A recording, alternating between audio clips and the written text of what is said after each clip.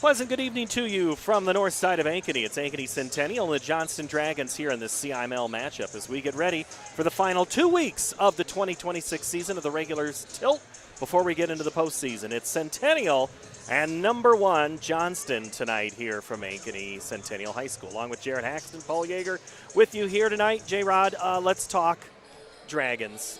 It's pretty easy to spout off 70 straight. Going for 3 straight titles. This is a team that has seemed to have found another gear in 2026. They were great at the end of 25, but when the new year struck, what's changed about this squad? They've just done a great job of just kind of taking it one game at a time. Tons of talent on the floor, obviously, and getting Jalea Kinnitz back after the holidays has been huge for them. Big plus. They've brought her back into the starting lineup here the last 2 games, last week against Dowling and against Valley. So that's just another tool for them moving forward. So, and when you have a McDonald's All-American in the lineup, doesn't hurt either.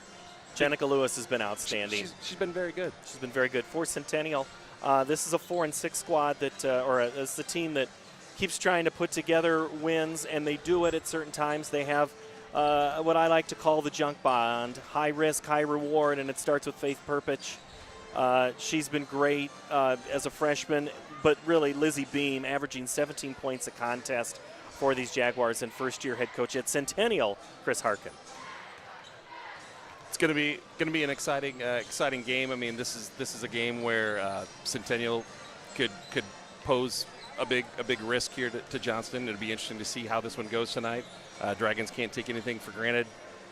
Come out and Centennial just gives everything they got and see what happens. Jaguars were on the downside on the 9th of January to Johnston. 87-53 was that contest. The Jaguars they've won 2 of their last 3. They beat Valley and Roosevelt, but lost to Waukee last week 60-50, and that is the type of loss that if you're Coach Harkin, you're kind of scratching your head a little bit going, we've been playing better, and then just that Waukee team has been a little inconsistent, kind of let that one get away from them. What, Centennial had a win over Ankeny? Was it at Ankeny? It was at Ankeny, and they'll play. They played earlier in the year, so they split the regular season. Centennial has 2 regular season games after tonight, Ames and Southeast Polk, none bigger than the Dragons tonight. So with Johnston coming into this ball game, Jared, you mentioned Kinnett's back into the lineup. She had that injury last year. She's a 3-year starter. Having a senior in the lineup, that's cliche, but there is some truth to that. Why? Just stability, just the experience of being there. I mean, obviously she was huge down the stretch last year in that state championship game and in state tournament games in the past, and the know-how and having been there, it's just a huge plus when she's on the court for the Dragons. Ari and Dea Phillips, the twins, have been dynamite as well, and Kelly Kolb, the sophomore. Then you get into the bench, and it starts to you've got a couple of players who've had some starts now in place of injuries, and that can only help you come March. Yep. Mariah Dixon started the first 16 games I think of the season for the Dragons, and now she'll come off the bench, so a lot of experience there. Great player, and then Paige Andernock has been a great player for the Dragons all year long. So seven deep, I would say, for the Dragons as they go forward here. As they finish their warm-ups on the right side of your screen and move to the left, we'll have our prep video, the hype video, I guess is what it's called. Centennial's already headed to their bench as they start to dim the lights here tonight as we'll meet the starters and get you ready for basketball. We'll have the national anthem in-house, but not on the feed here on Centennial Digital, which is driven by Freedom Tire on the Carl Chevrolet family of networks. It'll be Ankeny and Johnston on Friday night, so we'll be on that side of town to bring you that game. So Johnston knows the back way up Northwest 62nd. Let's meet our starters and get ready for basketball here from Centennial. Let's go down to Rodney Tomlinson. You have entered the jungle for tonight's CIML matchup. Our visitors this evening, please welcome the Johnston Dragons. And your Ankeny Centennial Jaguars. officials for tonight's contest, Chad Schellmeyer, Jeff Osborne, and Dante Terry. Now it's time to introduce tonight's starting lineups.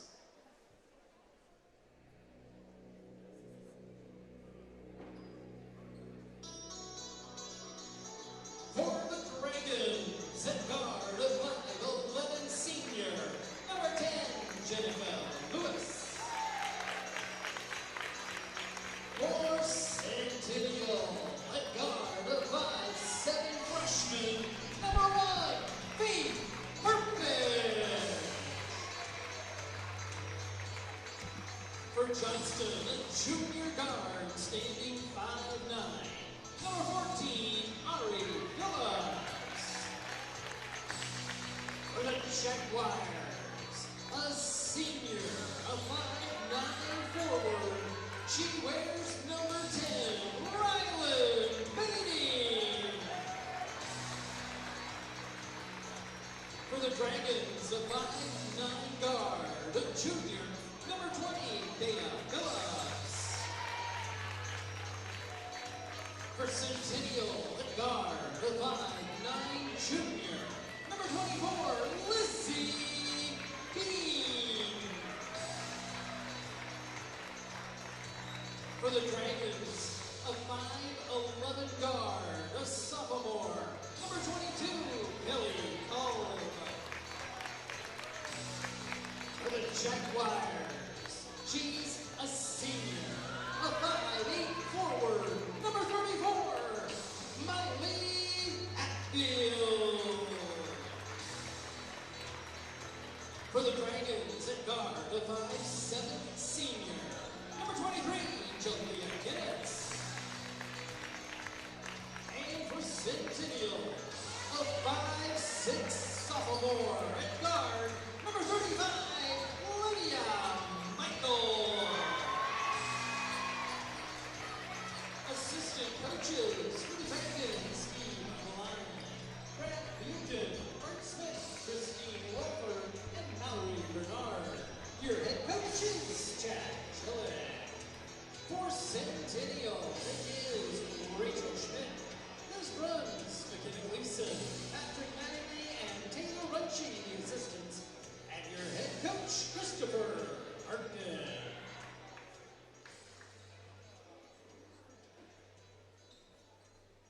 And now, to honor America and those who have served along with their families, we ask that you please rise as you are able and remove your hats.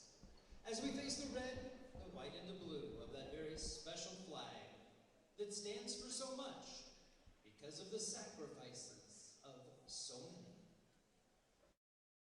More Iowans drive Chevy than any other brand, and nearly 25% of the new Chevrolets sold last year came from the Carl Auto Group.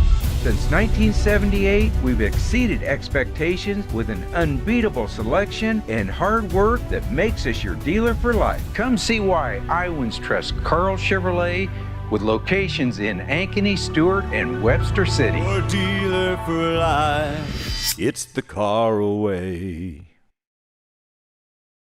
Searching for a home that combines a resort lifestyle with the comfort of being close to your loved ones? At Epcon Communities, we make building your dream home an easy and exciting journey. Choose the floor plan that fits your lifestyle, handpick the finishes to make it uniquely yours, and leave the rest to us. We'll handle the construction, you focus on the fun part. After closing day, your new home is all yours, ready for you to start enjoying the community, the amenities, and that special sense of belonging. Visit clarityconstruction.com for more.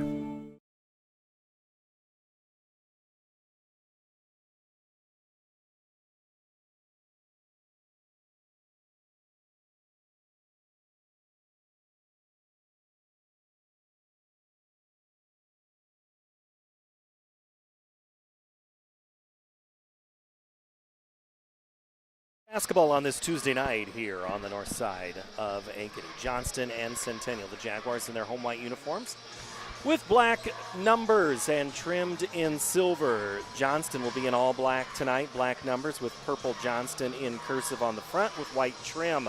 Our officials tonight, Chad Schellmeyer, Jeff Osborne, Dante Terry. Ready for a doubleheader, girls first, boys to follow here on Centennial Digital. Glad to have you aboard on this Tuesday night. All right, Jared, quickly, keys for the visiting Johnston Dragons. I think Coach Gillick shared with you that he wants to try to turn the Jaguars over, 15 times he's hoping for, and trying to get roughly 20 points in transition off of those, and just keep doing what they've been doing all season. And for Centennial? They're looking to win the rebound battle here, slow the game down, and then they need to make sure that they keep an eye on where Jenica's at. Kind of a common theme for many teams as they try to scout and keep the Dragons in check, but we tip it off, and Centennial will take the tip. Lizzie Beam has it first before she hands it off to Perpich, and the Jaguars go to work on the left side. Early on, they go on the outside. Not able to find anything inside. Beam with the top of the key. Fakes left, drives on Lewis, kicks to the right, around Phillips, and then Perpich pulls it back out. Looks for a crease somewhere to find it. Baiting. They haven't been able to get within 8 feet of the basket yet. Baiting's tied up before she does anything. She is fouled.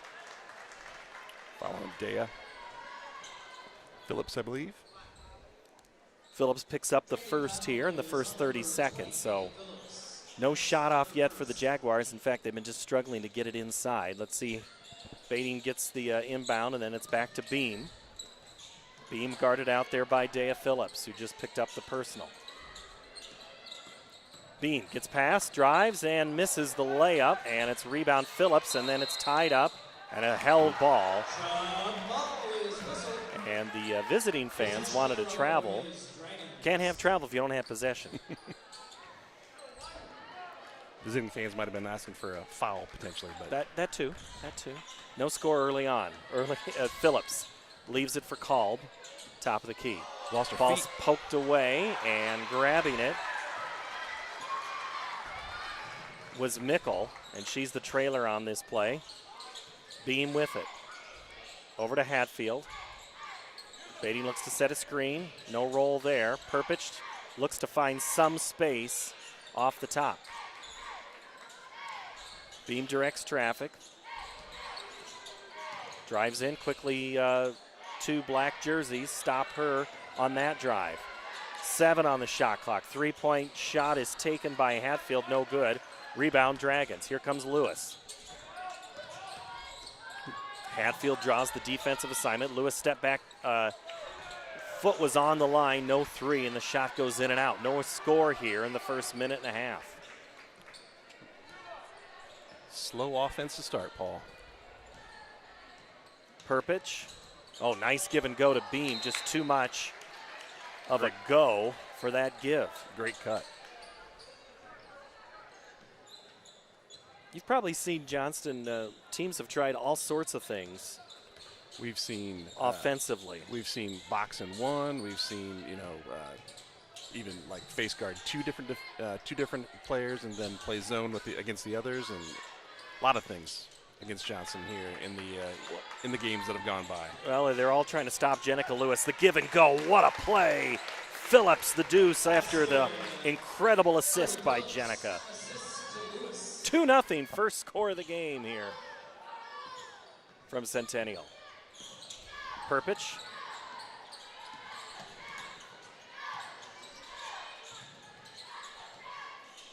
Nickel, now Beam.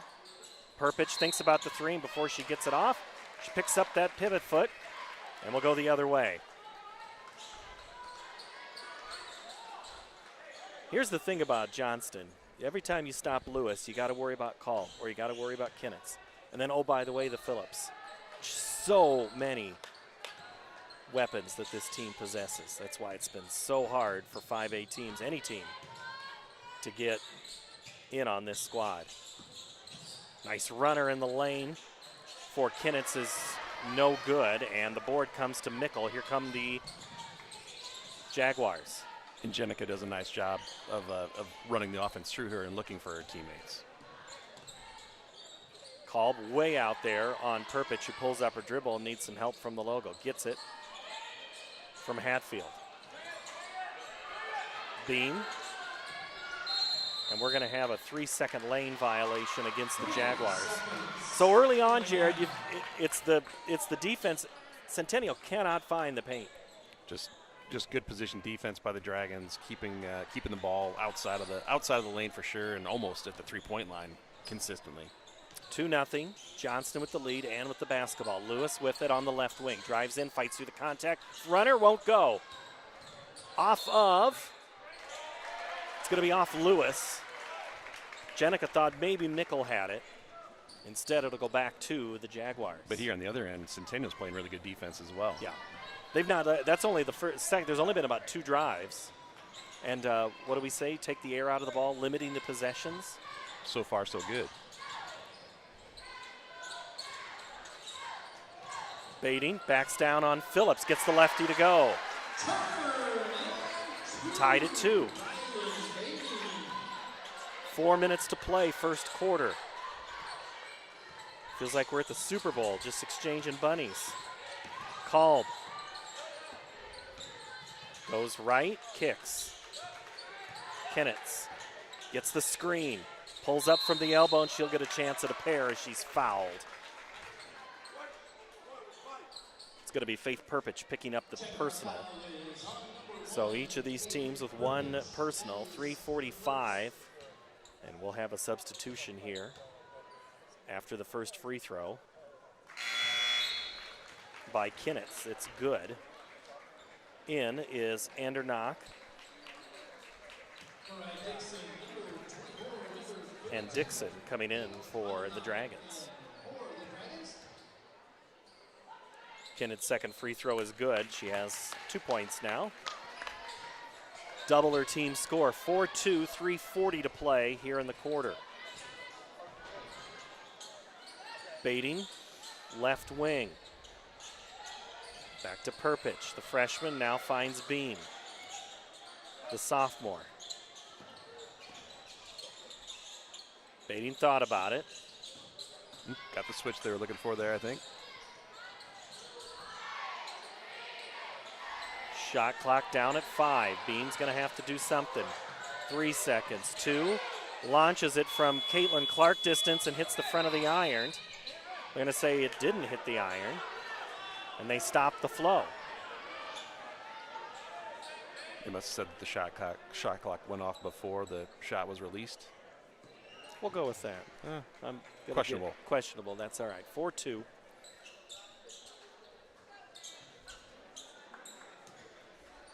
It's not that Centennial's intentionally limiting the possessions. They're just having to struggle to find the basket right now, which is then taking the flow, and we're going to have a foul on Baiting there as she gets in the way of Andernock.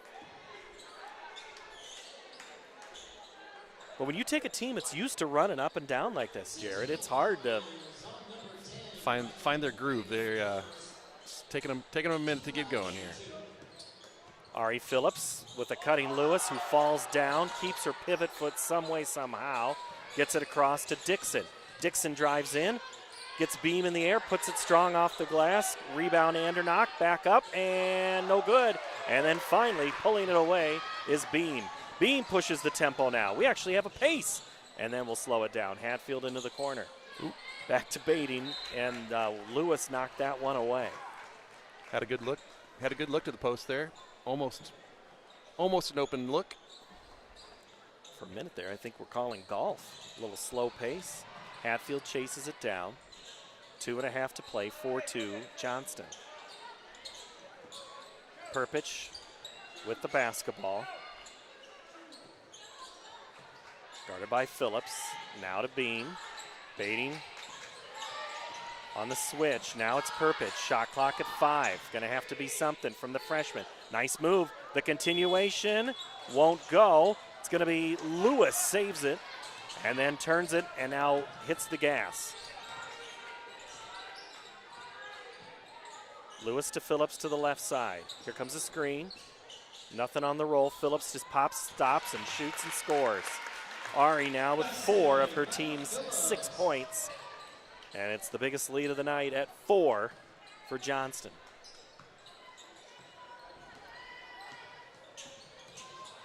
Perpich back door. Oh, Beam the kick out 3, no good. Rebound, put back up and score from Mickle.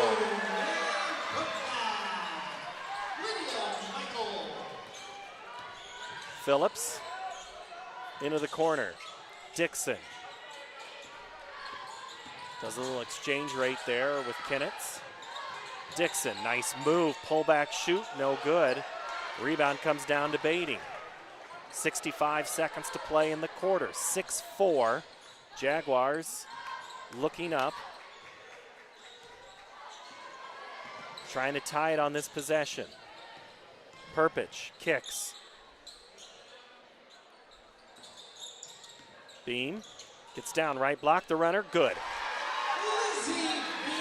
Beam scores 2, we're tied at 6, second tie of the game. Good drive by Beam there. With the, she kind of had a mismatch and she took advantage of it. Kinnitz makes the motion of the play, it's Lewis. Jenica, the runner in the lane, no good. Rebound comes back to Dixon, puts it back up. Actually, that's Andernock for 2. 15 seconds to go.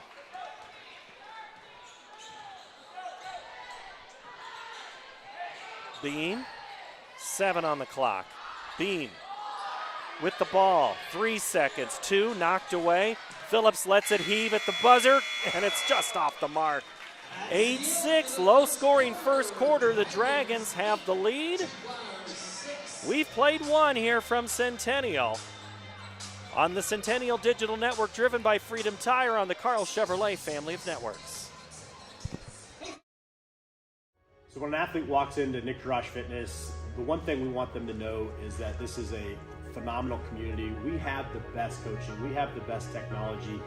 We have the programming that can help them succeed. So whether it's trying to get on JV for the first time, going to that next level on varsity, going from a second string to an all-state player, we have the tools, we have the programming and the coaching in order to take each individual to their next level.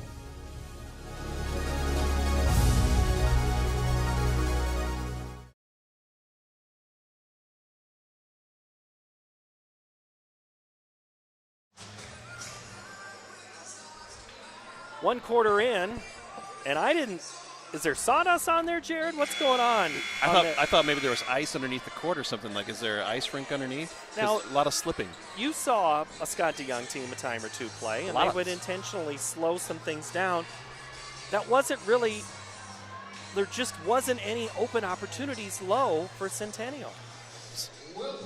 But Centennial's got to be thrilled because they kept Jenica to no points in that quarter. She hardly had any touches. Yeah. She had a couple of drives, a couple of floaters that just didn't fall. Looks like Johnson's going to try like a little half-court trapping defense here to start the second. Kind of try to change the tempo and speed up Johnston, or speed up Centennial, and that's what exactly is doing it. Is it's nearly a turnover. Perpich gets by the defender, and then she travels. And so Centennial had the chance to tie it. We'll turn it over early here in the second quarter. 8-6. Dragons with the lead. Excuse me. Coach Jillick likes to talk about keeping teams to single-digit quarters. Jenica Lewis, turn around, shoots the 3. There you go. She's in the scorebook now. But he also, in those quarters, would like to not be in single digits himself. It can be a double-edged sword.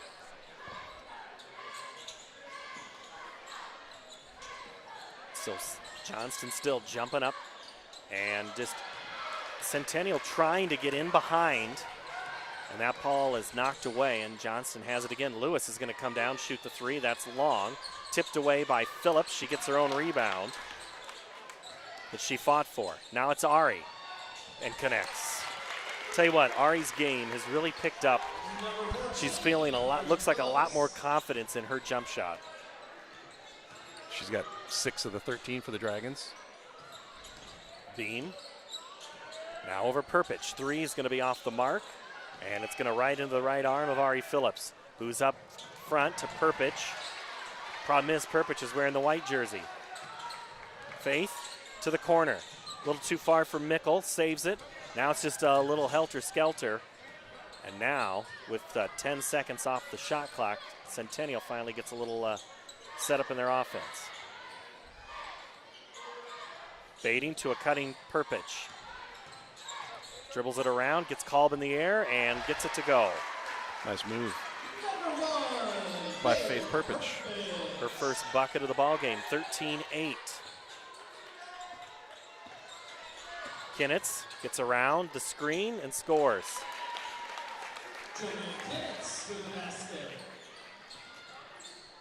Kinnitz says, don't forget about me. Her second bucket for the Dragons. Beam pulls up the dribble, now into the corner for Beatty. Baseline move on Phillips, wide open Perpich. Extra pass thrown from Hatfield to Beam. Beam now harassed out front. Should be somebody open. It's going to be knocked out of bounds on the double team there. 9 seconds left on the shot clock, so the Dragons have done what they've wanted to do here as far as kind of speeding Centennial up. Oh, we're going to have a timeout. Chris Harkin and Centennial at the 5:20 mark. 15-8 is our score here in our doubleheader tonight. The Jaguars played Waukee last week, lost 60-50, but they did beat Valley and Roosevelt. Before that, they lost to North Polk 51-26. They had lost 3 of 4, Dowling and Northwest, with a win in there against Urbandale. For Johnston, well, you got to go back a long way before you get that last L. The 5A title game in March of 2023. March 3rd. Do you remember who beat the Dragons on that in that title game? Pleasant Valley? Pleasant Valley. Jennifer Getz and company. I'll get to the common thread to Jennifer Getz in a moment. Cut in by Hatfield. She nearly travels. Shot clock down to 3. Beam. She's not going to get a good shot off, and we're going to have a shot clock violation.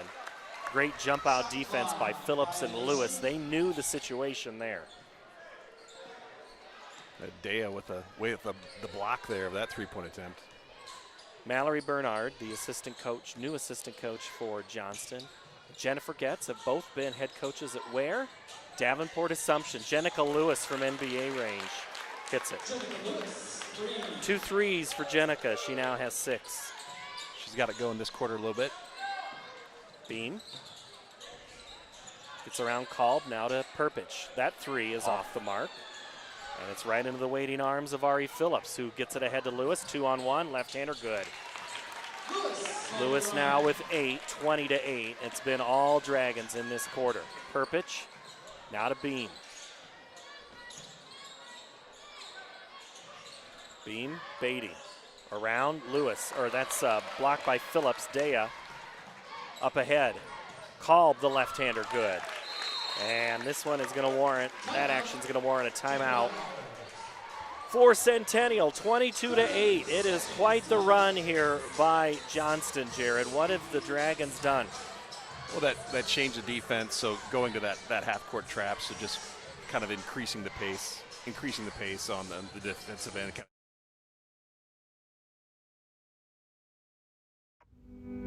Freedom Tire is proud to be the title sponsor of supporting Jaguar student athletes through Centennial Digital. With 6 locations around the metro, you're never far from getting you back or keeping your family safely on the road.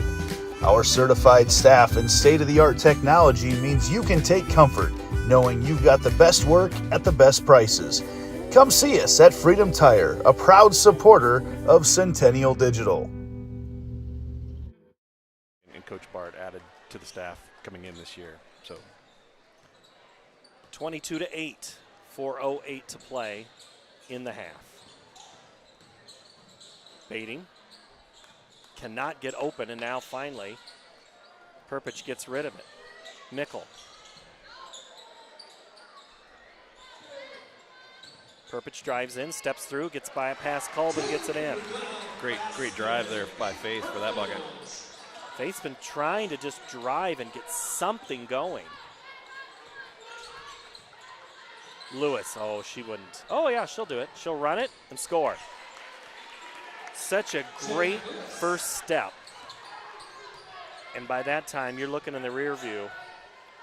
You and I both You and I both thought she was going to pull from 3, I think, on that. I did, totally did. Got a contact foul out front. And it's going to be against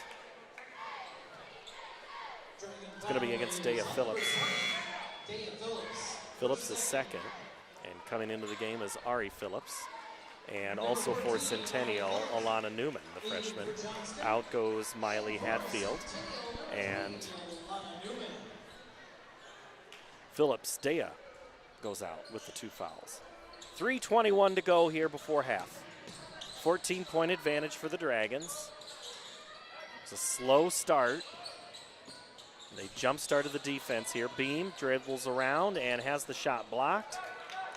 And a good team effort by the Dragons. Up ahead, Lewis catches it, doesn't even put it on the floor. Just a little fast. Couldn't quite collect in time to get the layup. Perpich. Now to Newman. Beams 3 off the mark. Rebound Kolb on the long ricochet. Sophomore Kolb drives in right side, good. Kelly now with 4, her team has 26. Great hesitation and then go by Kelly there to get that layup. 18-2 run in this quarter. And Beam throws it off Andernock. Heads up play by Beam there. She was stuck kind of in no man's land there with kind of the half court line and the baseline. She was kind of trapped on all 4 sides with the 2 defenders. Lauren Kenny comes in on the Heart of Ankeny Animal Hospital substitution. 2:25 to go in the quarter. Perpich to Beam. It's been a lot of those 2 trying to get past this Johnston defense out front. Nickel, now Beam. She has the open 3. It's a little deep. She'll take it and hit it. Lizzie Beam now with 5 on the 3 there. 26-13. Turnaround, 3 ball, nothing but the net for Dixon.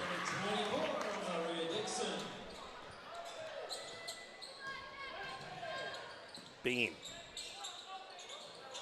Looks for some help. A cutting Perpich is intercepted. Up again. Dixon just had to save it to get the offense going. Kolb goes baseline, cut off. Tries it again. Gets the shot up, and she's fouled. I think they're going to get Newman. Nope, they're going to call Kenny on that. So Kenny picks up the personal. Second team foul here. 92 seconds to go in the quarter. 29-13 Dragons. Kolb's free throw is good. She's 81% from the stripe this season. A sophomore who played a lot as a freshman, started a lot of games.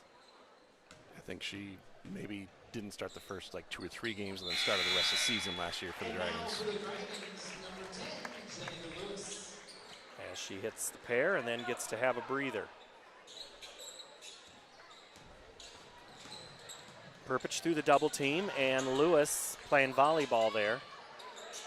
Breaking it up. Hatfield's too tall of a pass. And it's back to Johnston, running out in a hurry. It's like showtime here with the Lakers. Lewis spins in. 12 second quarter points for Jenica Lewis. 33-13, 20-point lead for the Dragons. And they're going to try to add to it now on the takeaway. Kinnitz catches and scores. That was a great look ahead by Paige there on that pass.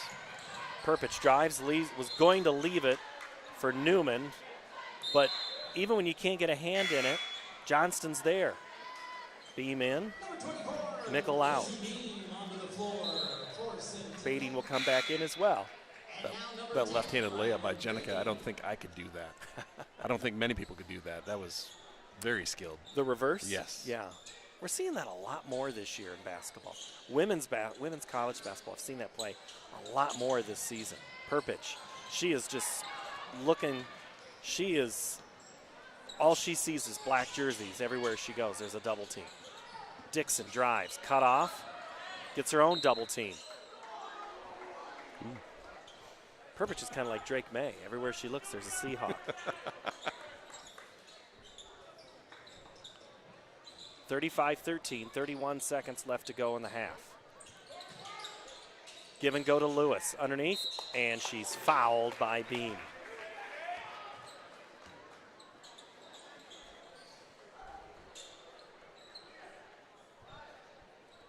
And Lewis will go to the line. Lewis, no points in the first quarter, 12 here in the second. She's an 85% free throw shooter.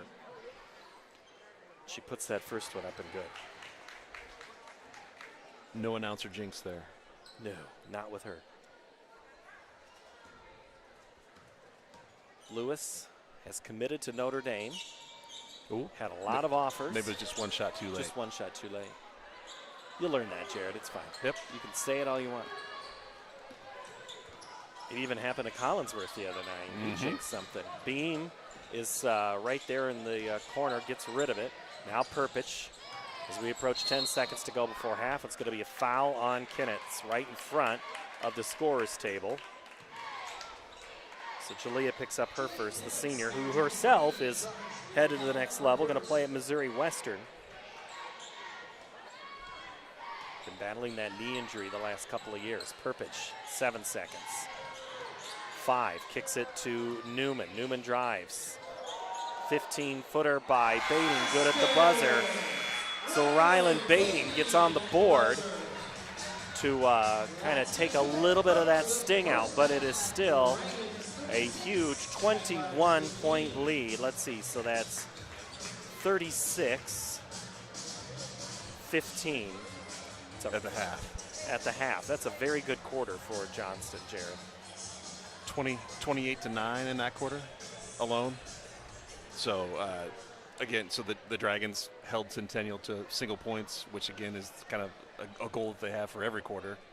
And obviously the offense got going. And that came from the defensive end, I think. By turning up the heat on the defensive end, that turned into a lot of points for the Dragons. We'll break down the scores. We'll look ahead to the boys' game and see what else is going on here in Central Iowa tonight when we step away. This is Centennial Digital, driven by Freedom Tire on the Carl Chevrolet family of networks.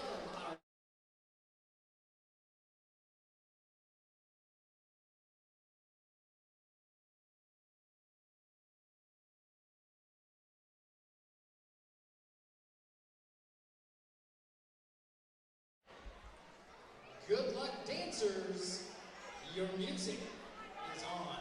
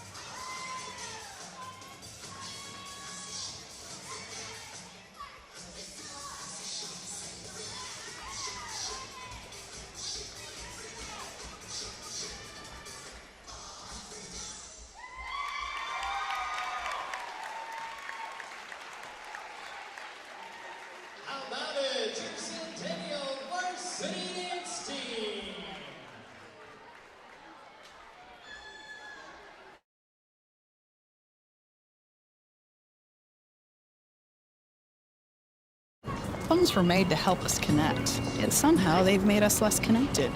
Which is ironic, don't you think? We try to put our phones down, but we need to pick them up to see the menu. We can't watch something without also watching something else. Ironic. Ironic. But look, here's a phone company who wants you to use your phone less. That's ironic. Yeah, but in a good way. Let's find us again with Us Mode. U.S. Cellular, built for us. Traffic jam. Ugh, and I'm already late.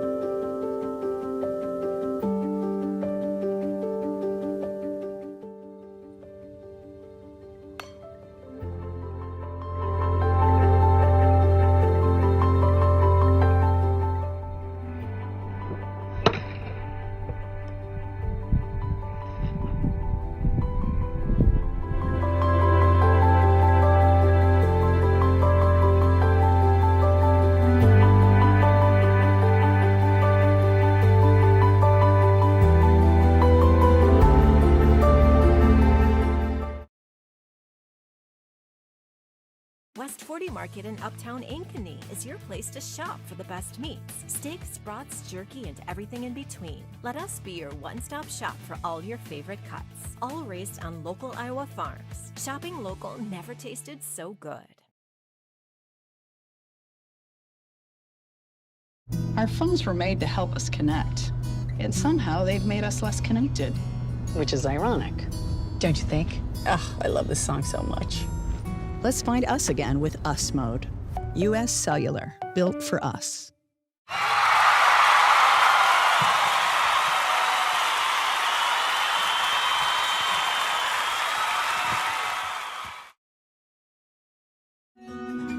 What if you could create memories that would last a lifetime? That would be pretty cool. Well, now you can.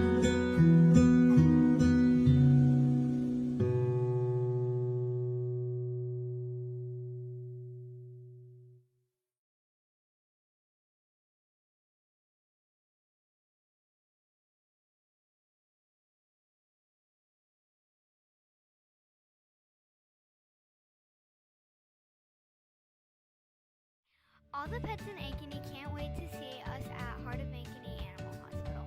Located just south of Uptown, our family-owned and operated practice has yearly plans with monthly pay options.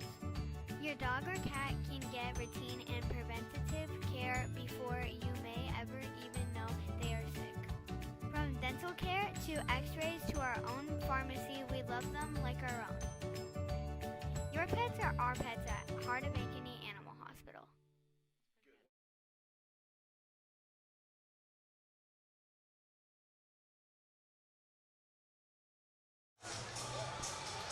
Halftime, we're having a party here. It's a little Pitbull on the speakers, and it's been, well, I'm sure there's a couple of words I could say, but it has been all Dragons here in the second quarter. Jenica Lewis, 13 points. That alone would have paced the team, but Kelly Kalb has 6. Phillips scored a bucket to now have 6. Kinnett 6, Dixon 3, and Andernock with 2. That adds up to 36 points. 15 for Centennial. 4 from Faith Perpich, 4 from Rylan Bating, got the bucket right at the buzzer to end the quarter.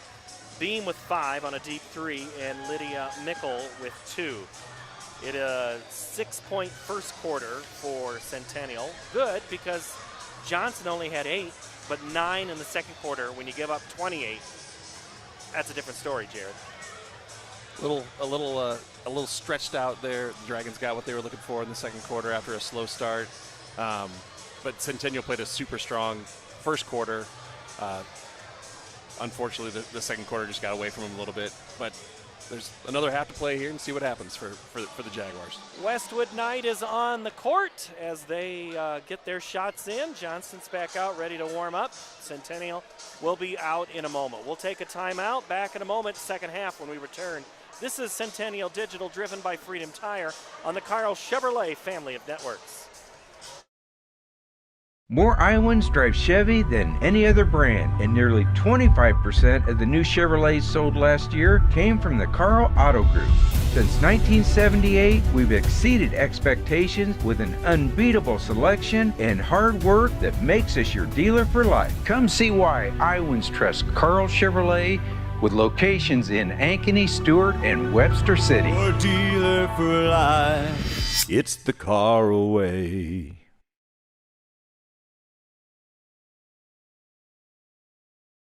Searching for a home that combines a resort lifestyle with the comfort of being close to your loved ones? At Epcon Communities, we make building your dream home an easy and exciting journey. Choose the floor plan that fits your lifestyle, handpick the finishes to make it uniquely yours, and leave the rest to us. We'll handle the construction, you focus on the fun part. After closing day, your new home is all yours, ready for you to start enjoying the community, the amenities, and that special sense of belonging. Visit clarityconstruction.com for more. Freedom Tire is proud to be the title sponsor of supporting Jaguar student athletes through Centennial Digital. With 6 locations around the metro, you're never far from getting you back or keeping your family safely on the road. Our certified staff and state-of-the-art technology means you can take comfort knowing you've got the best work at the best prices. Come see us at Freedom Tire, a proud supporter of Centennial Digital.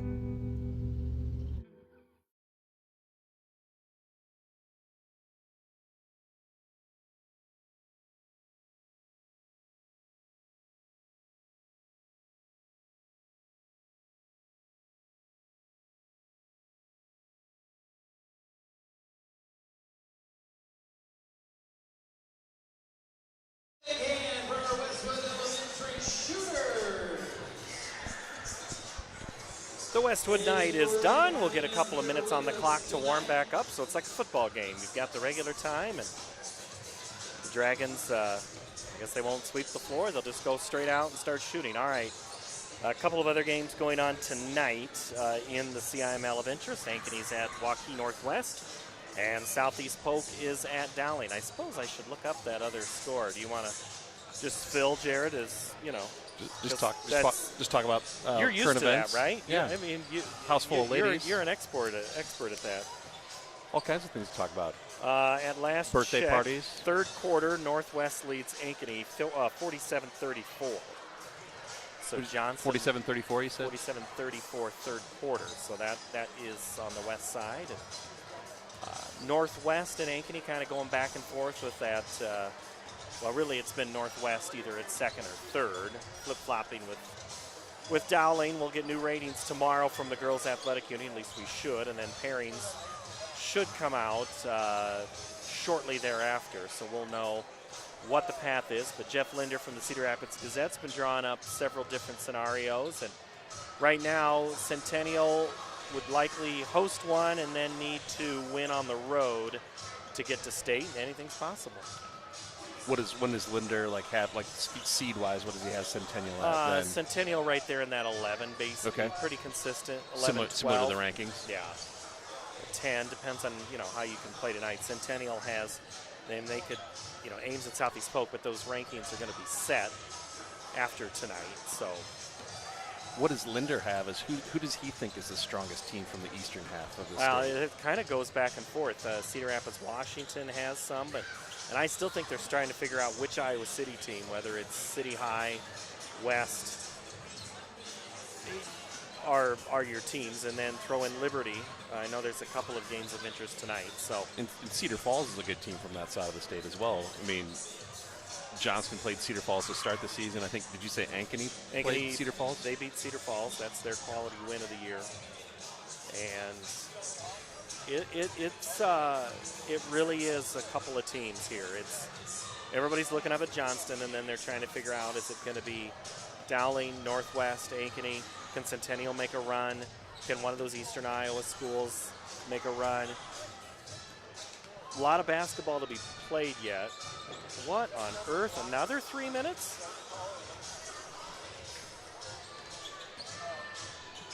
They had 3 minutes. They dribbled it down. And now more 3 minutes. And now another set of minutes. This is. They want you to talk more, Paul. I guess this is what they really do to to annoy coaches because they were like, we would have stayed in the locker room longer. That'll keep them excited. We'll step away for a moment because I could fill, but no need, Jared. We still have 2 games. We still have a half and a game to go. A lot of things to talk about yet. We could. Really could. We'll step away for a quick minute. Back in a moment here on Centennial Digital, driven by Freedom Tire on the Carl Chevrolet Family Networks.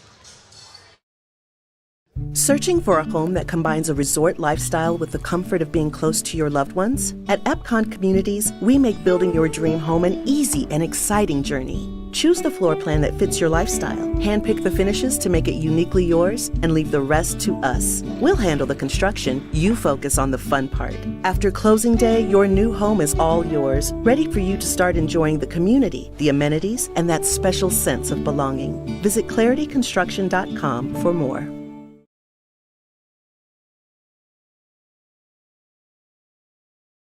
So when an athlete walks into Nick Garage Fitness, the one thing we want them to know is that this is a phenomenal community. We have the best coaching. We have the best technology.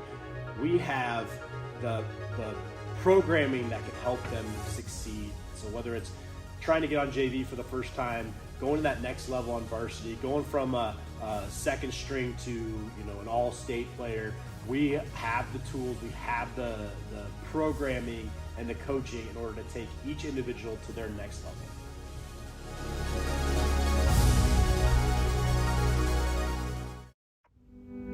Freedom Tire is proud to be the title sponsor of supporting Jaguar student athletes through Centennial Digital. With 6 locations around the metro, you're never far from getting you back or keeping your family safely on the road. Our certified staff and state-of-the-art technology means you can take comfort knowing you've got the best work at the best prices. Come see us at Freedom Tire, a proud supporter of Centennial Digital.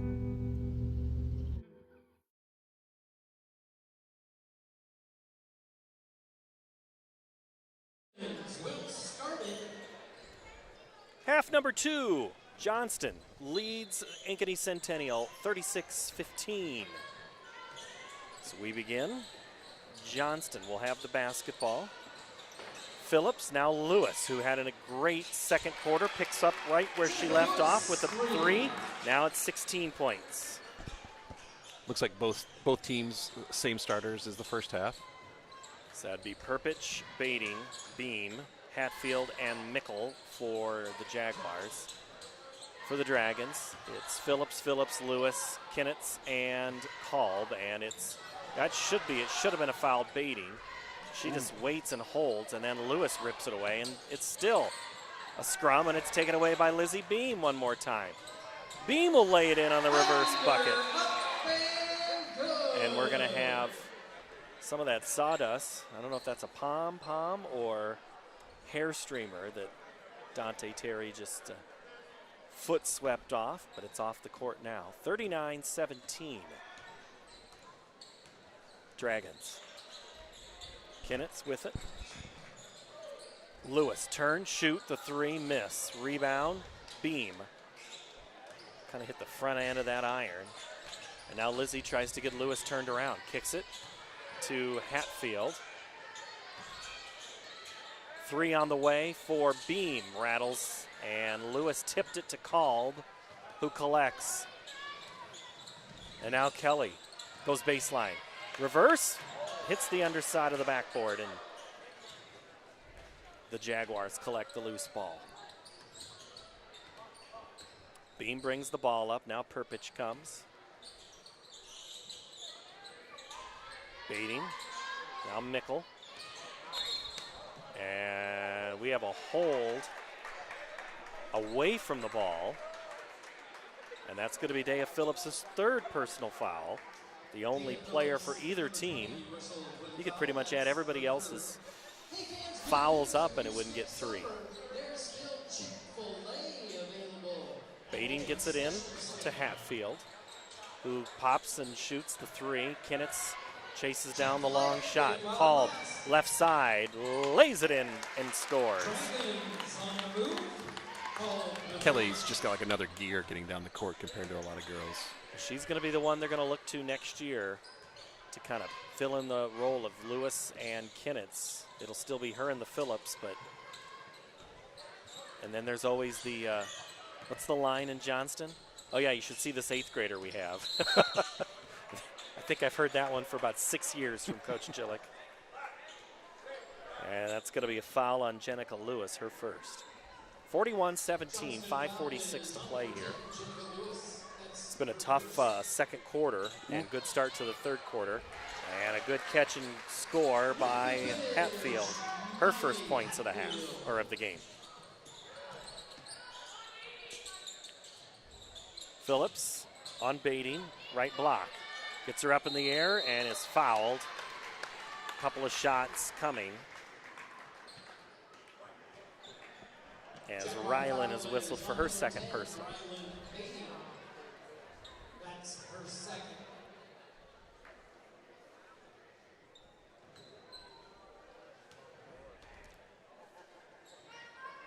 First free throw is off the mark by Dea. Big week for the Dragons in terms of miles.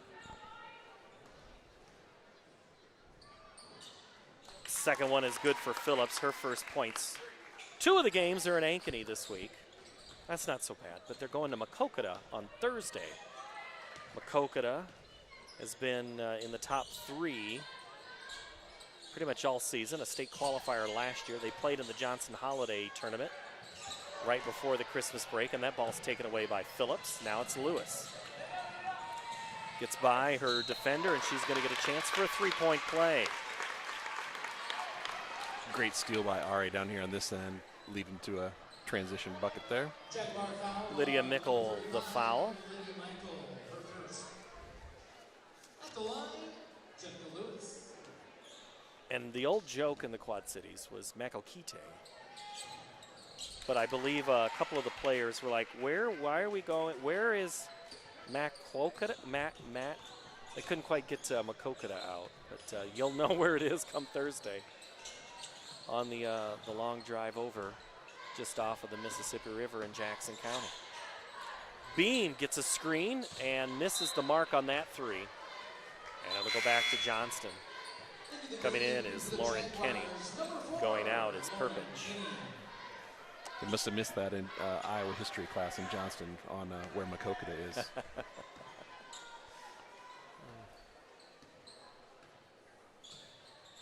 Home of the Cardinals. Phillips drives baseline, knocked out of bounds there by Hatfield, right into one of the Johnston cheerleaders. You got a great seat, but you got to be ready for anything. Jenica Lewis to inbound from the J of Jaguars on the baseline. Gets it into Phillips. The give and go inbounds play is snuffed out. Phillips has it blocked by Beatty, and now Beam has it poked away. First by Phillips, then by Kinnitz, but it's going to be off of Kinnitz. It'll stay with Centennial. Dixon and Andernock coming in for the Dragons. Kinnitz and Phillips, Dea go out.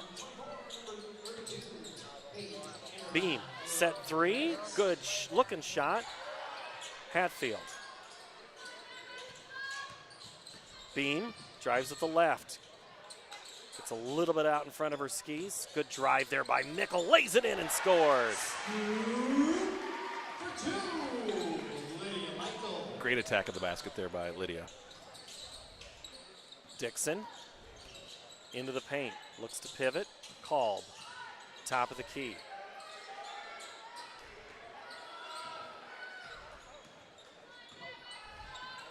Ari Phillips, 6 points tonight. Has a nice drive to the baseline. She's fouled, and she'll get a pair.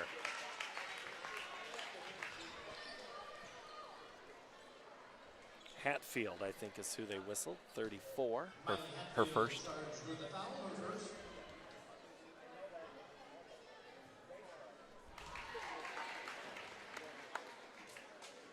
$20 now for Jenica Lewis. Her average is 21 on the season.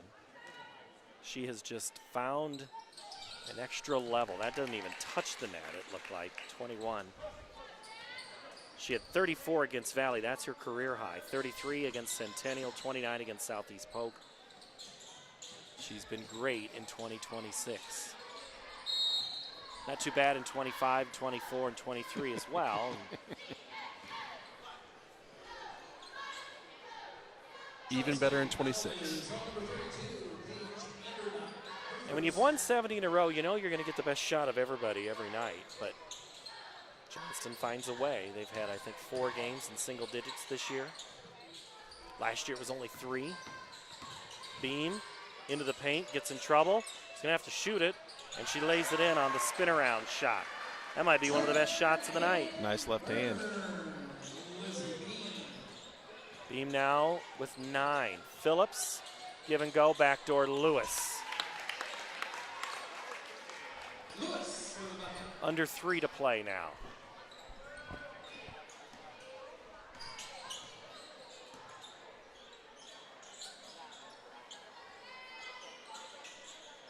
Nickel. Now Newman. Newman on the give and go, and the shot is blocked by Phillips of Hatfield. It'll stay with Centennial. Wholesale changes coming for 5 new players coming in. Perpich, Newman, and Kenny. Take that back. Uyghur is in for the first time.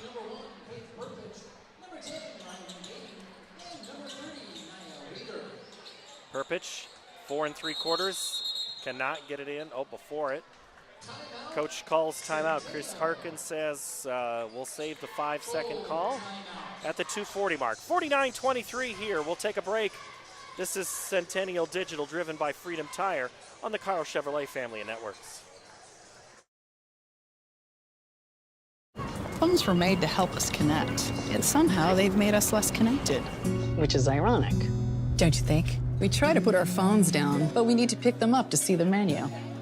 We can't watch something without also watching something else. Ironic. Ironic. But look, here's a phone company who wants you to use your phone less. That's ironic. Yeah, but in a good way. Let's find us again with Us Mode. U.S. Cellular, built for us. Traffic jam. Ugh, and I'm already late.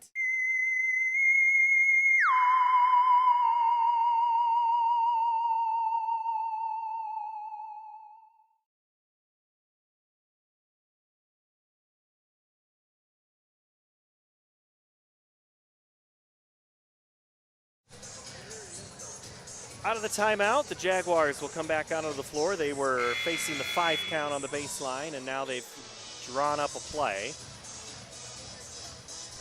What do you think of this commentating thing there, Jared? It's kind of fun. You got the people back in Johnston giving you some feedback, so glad to have you listening in Johnston or in Centennial tonight. Thanks for dialing us up. 2:30 to go in this contest. Even first quarter, but it's been all Johnston in the second and third. And Perpich looked for some help, and she faced Phillips and Lewis.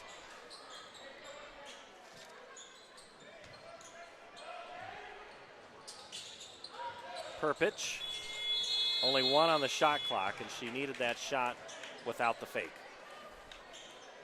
What is that, the second shot clock violation that the Dragons have I think it's maybe induced, if not third third? or the fourth, maybe. There's a couple in the first half for sure. Lewis, now Kinnitz. Phillips, backdoor to Lewis, missed at point blank. She has 23 tonight, but she's going to think about how that should have been 25 on that play. You can tell by her expression. Newman. Now Beatty. Perpich as we're under 2 minutes.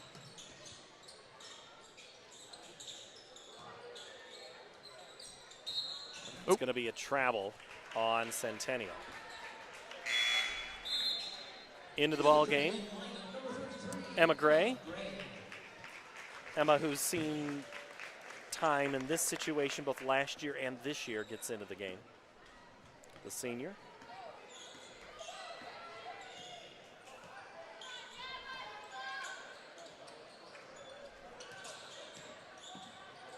Emma was looking for it to dump it down to Andernock. Instead, gives it up.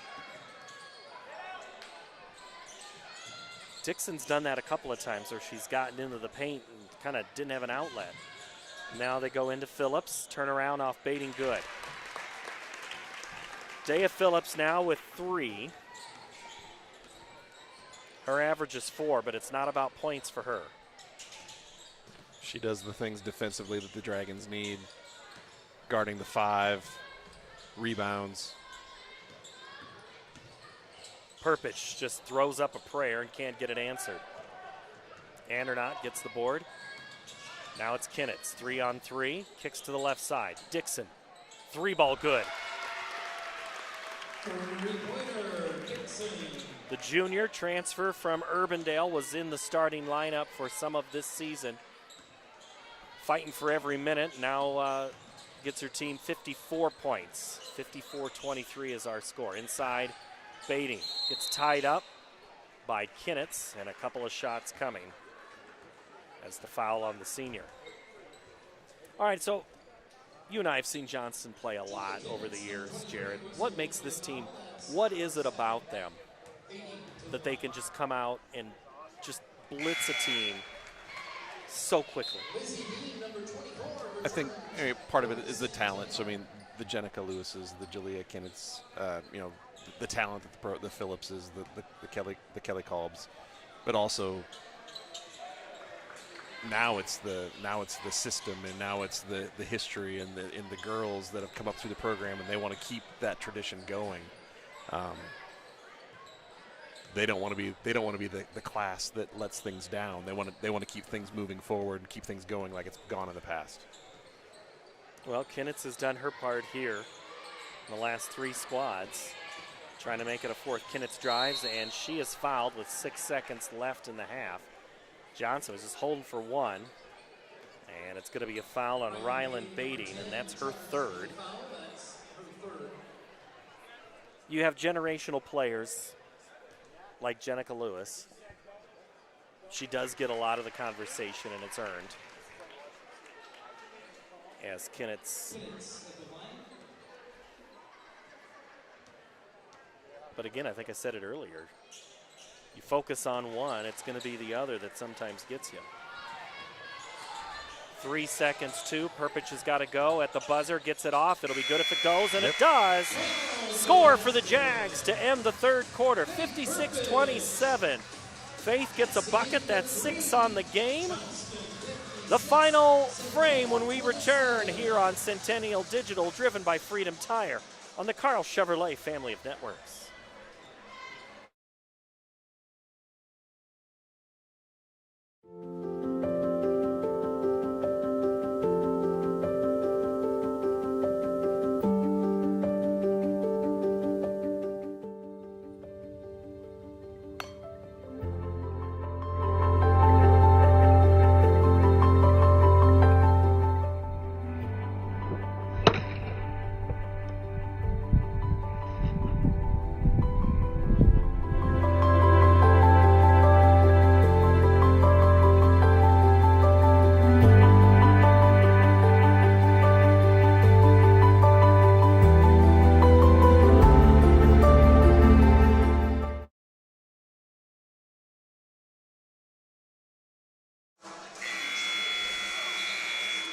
Fun thing about this game is you've got a couple assistants on the bench, and I'm looking at one former Johnston Dragon player, now a Jaguar assistant. She was Rachel Hinders when she played for the Dragons, and kind of fun to see her be a part of this. I know when she first became an assistant here for Scott DeYoung, it was a little awkward, and now it's like, no, the black and silver are my colors. And as Perpich gets things started for Centennial, it's a miss. It's starters for both teams here to start the 4th quarter.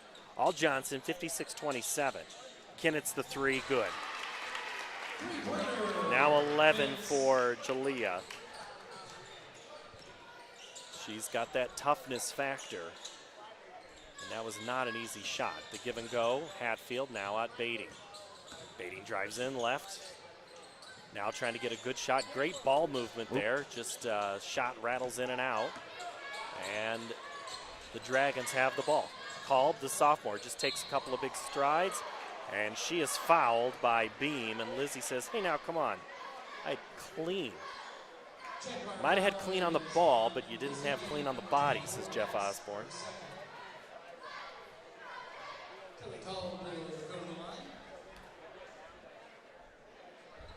Called hits the front. That's her 9th point of the game.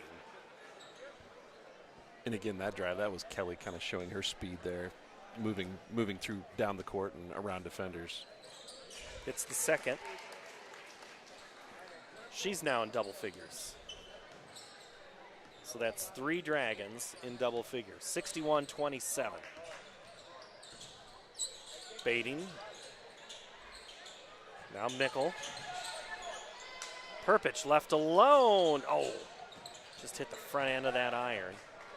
1 and done for the Jaguars. Kolb's 3. Her first 3 of the game, now with 13. 64-27.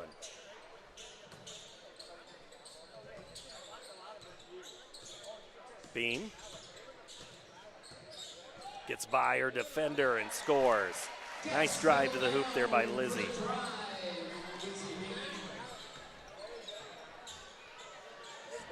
Gets her into double figures, right, Paul? It does now with 11. Oh, that's an ankle breaker right there. Lewis, holy cow. Lewis's 4th 3 of the game. Now with 26, Beam the other way. Nice move, has it blocked by Phillips up ahead. Kinnett's out running, can she save it? She does, right into the arms of Perpich. That's why you get back. Hatfield up to Beam, right elbow.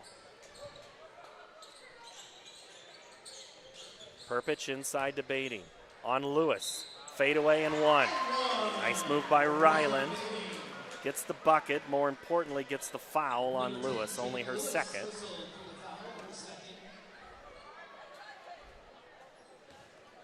.36, so we, now it's back to 35-point margin.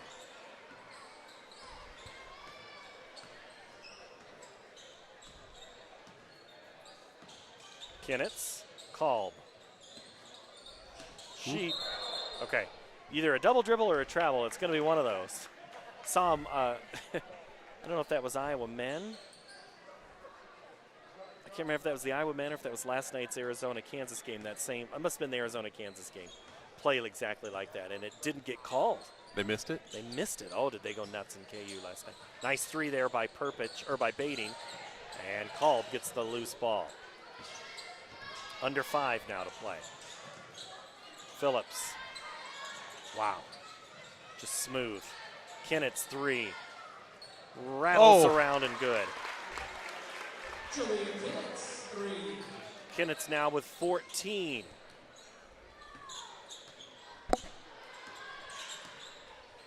We'll get some changes at the next break. Perpich. Now Baiting. Perpich again. Nice drive, kick. Taken 3 by Mickle, goes out of bounds. And we'll have full 5-on-5 substitutions for both of these teams. And a 35-point continuous clock, so the clock will run. Let's see, for Johnston, it's Dixon, Gray, Andernock, Hood, and Haxton into the game. Dixon to Haxton. Hannah loses it, and it's taken away by Hoffman. And let's see, it's Kelly. Now it's a 3 from Weger. And it's a rebound for Haxton and the Dragons. 3.5 to play. Dixon's in charge of this unit now.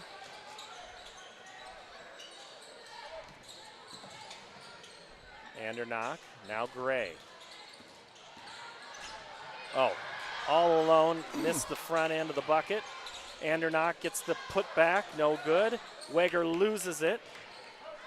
And coming away with it is Hoffman. Now it's Benning. Also out there is Smith. There's Weger. Saw some action in the second quarter, now here in the fourth. 3 on the way, Benning, no good. Rebound comes out to Hood. 70-32. Johnston in control. Axton dribbles right side, gets through it. The runner, it goes.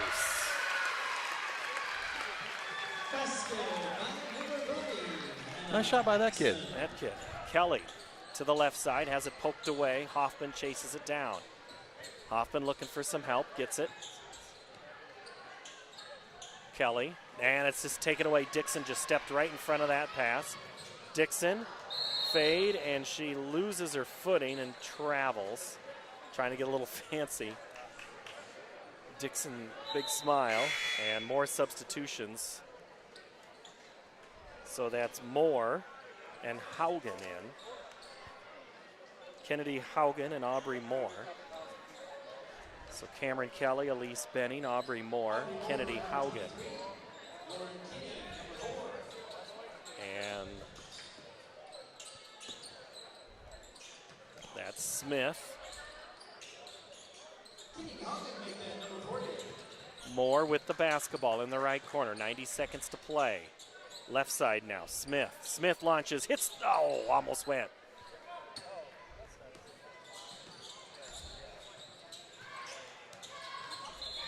And we're going to have a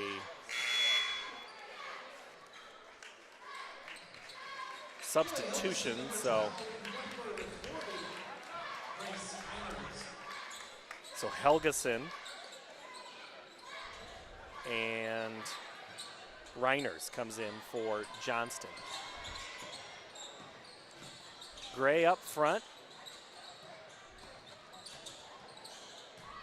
Flashing, here comes Haxton. Inside, or they were trying to get it to Haxton. Just a little too tall. I blame her dad for the height. We go, Kelly. Kelly pulls up her dribble, needs some help. Gets it from Haugen. 45 to play. Haugen sets the screen. Hoffman gets it back to her. Hoffman now swings it over to left side. They go into the corner to Smith. Smith eyes up, looks for some help. Kicks it back out, Haugen. Shot clock at 5. Gonna have to go here.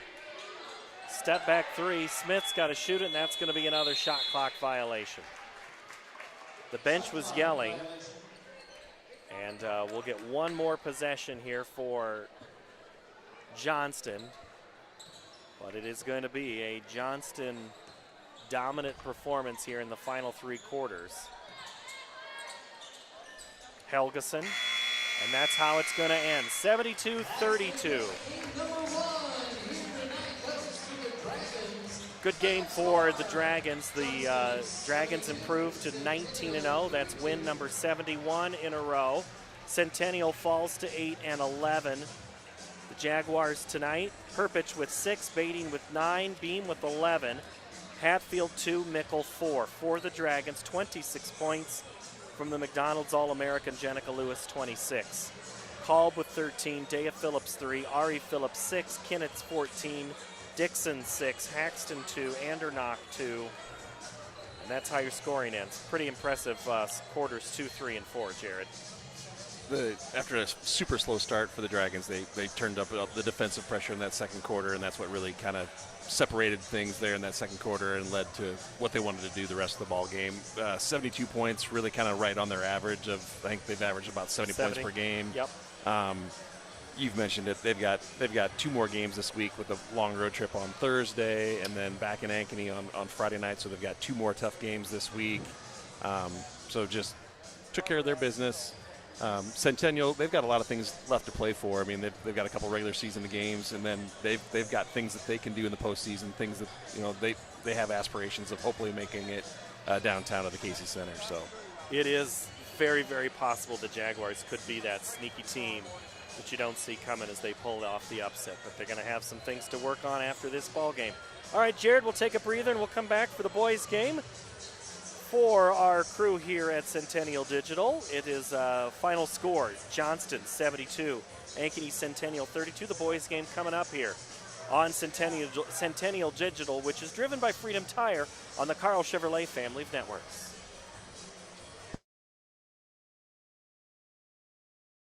More Iowans drive Chevy than any other brand, and nearly 25% of the new Chevrolets sold last year came from the Carl Auto Group.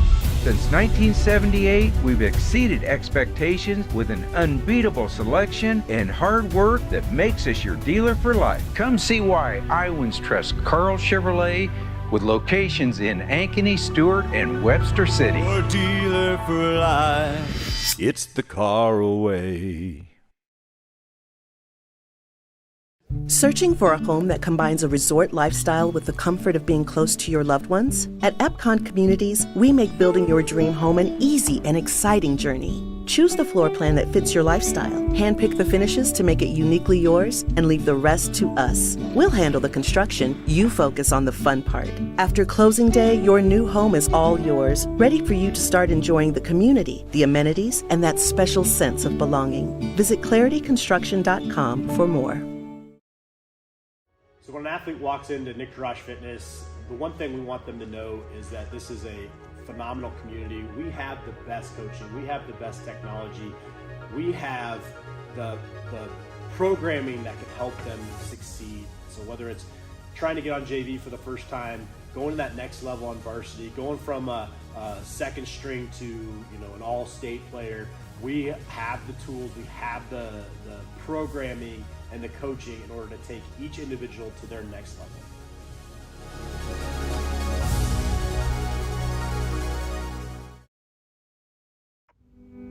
Freedom Tire is proud to be the title sponsor of supporting Jaguar student athletes through Centennial Digital.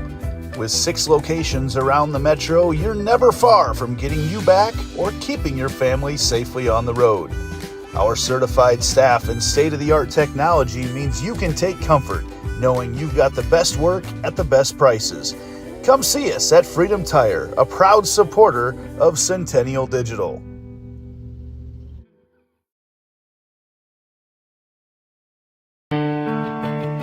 My dad always said, if you take care of people, everything else takes care of itself. That promise has guided us since 1978. Since then, you've trusted us with first cars, family cars, fast cars, and the memories in between. Your journey, our promise, that's why we're here.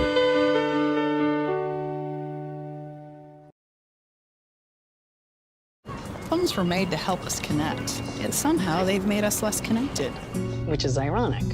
Don't you think? We try to put our phones down, but we need to pick them up to see the menu. We can't watch something without also watching something else. Ironic. Ironic. But look, here's a phone company who wants you to use your phone less. That's ironic. Yeah, but in a good way. Let's find us again with Us Mode. U.S. Cellular, built for us. Traffic jam. Ugh, and I'm already late.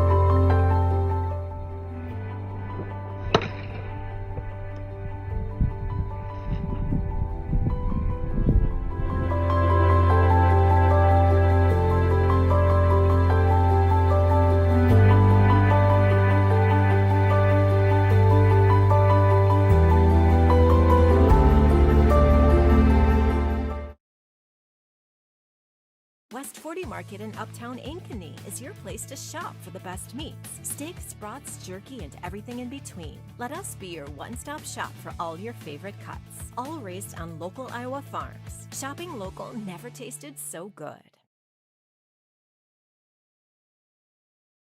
Our phones were made to help us connect, and somehow they've made us less connected, which is ironic.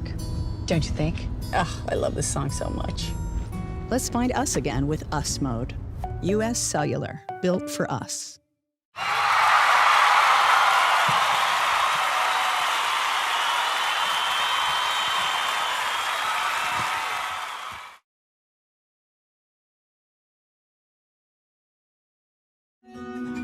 What if you could create memories that would last a lifetime? That would be pretty cool. Well, now you can.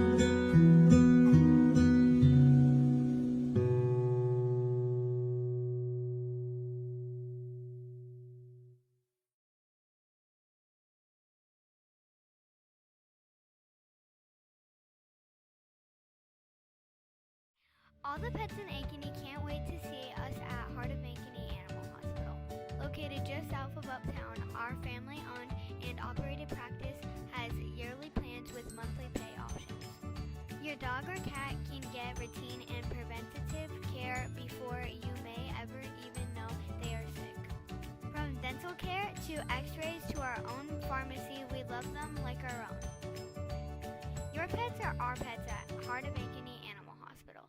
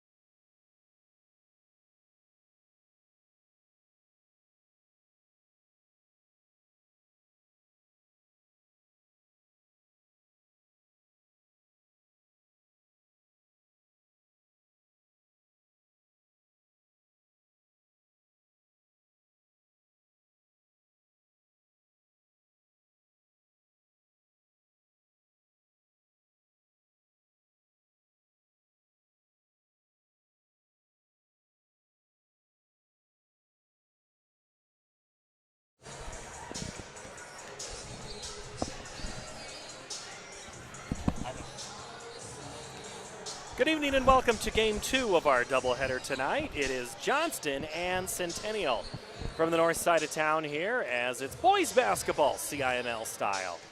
As the 9-8 Dragons and the 5-11 Jaguars get ready to do battle here on Centennial Digital. Along with Jared Haxton, I'm Paul Yeager. We saw all Johnston in the second, third, and fourth quarters. This ball game, Jared, has a little more of the even mix with these two teams. Johnston's had some injuries. Since the return of a couple of those injuries, they've had a much better upside, but the Jaguars are one of those teams that, hey, give them the ball, roll it out, let's see what happens. Tonight could be one of those nights. What are you liking in this one here, Jared? Yeah, the Dragons got a couple wins last Friday, Saturday. I know they got a really good win over Norwalk on Saturday. I think that game was at maybe Waukee. Was there a tournament or something like that? Yes, the crossover classic. So the Dragons are a little bit of on an upswing, if you will. Got back above 500, so they're back to 9-8. I don't know as much about Centennial. I think they're maybe a little below 500, I think, overall. 5-11. There's been some flashes here. They've got wins against Valley, Dallas Center Grimes, Fort Dodge, and another game against Valley. But they have been battling and scrapping in a lot of these games for those first three quarters. And then it's kind of that second half that they're going to need tonight to have a big game from a number of players, including Keaton Kasperbauer, Luke Mitchell, and Colby Beshin. Three guys right there around that double figures. It's much more of a team effort here in the first-year head coach Matt Delger. For Courtney Henderson's squad, he is, third year with the Dragons after coming over from Hoover. He's got a couple of these athletes that are just so fun to watch. And let's just start with Joshua Jenkins. He's the guy that at 16, the first time these two teams played, and then Tino Day and Caleb Barjolo, three of those guys can all there's some electricity that's potential to go off tonight. Yeah, there's definitely some athletes on the court for the Dragons, and they can get up and down the court and vertically up and down as well. So Luke Mitchell in his 10 points a game. The junior had 11 against Valley. He had 19 against Southeast Polk. They're really going to need him. He had that summer injury, and the only returning starter here for first-year coach Delger, who's been an assistant. And I look over to the side, and I see his old boss, the old head ball coach, standing over to the left side, taking stock of this ball game as the crowds kind of shift out and shift in. It's not small-town basketball anymore, Jared. It's once the girls are done, they leave. Once the boys are done, they come in. They don't stay for both like they used to. Line change. Like hockey. But we'll get a good crowd here on the far sideline as the Jaguar faithful are getting ready to go in this contest. But this is a ball game that probably could go either direction. Yes. Could either way. We both kind of knew what we thought would be the outcome of the first game tonight, but this is one I think that could go either way. Jaguars will be against Southeast Polk. They'll host them on Friday, and then they'll be at Waterloo West, home with Ames, and home with Lincoln. So this is one more game where they will be with the girls, and that will be the Ames game. And then it's one more at Lincoln, and then it's tournament time. So it's here for both of them, and both these squads trying to get the ship righted. And really the bottom part, I think in 4A, you could argue that they're pretty good at the top of that list. You look at Cedar Falls, you look at Waukee Northwest, and then you got a couple of those eastern Iowa schools that are starting to make a little bit of noise. Here in central Iowa, Dowling Catholic's played really well from time to time. They, though, had a loss recently that's kind of set the order up a little bit. But one thing I think you can say, Jared, is I'm pretty sure we're going to have a new champion in 4A this year. I don't think the Valley Tigers are going to be there. It appears that they are not as strong as they have been in years past. New coach down there and lots of different players. But we're going to meet the starters. Get ready for some basketball here on Centennial Digital as we go down to Rodney Tomlinson as he'll introduce both of these squads. So let's get ready for some basketball. Welcome to Centennial High School. This is the jungle, the home of Jaguar basketball. Our visitors this evening, please welcome the Johnston Dragons. And your Ankeny Centennial Jaguars. officials as assigned by the CIML. Chad Schellmeyer, Jeff Osborne, and Dante Terry. Now, let's meet your starters for game number 2 tonight.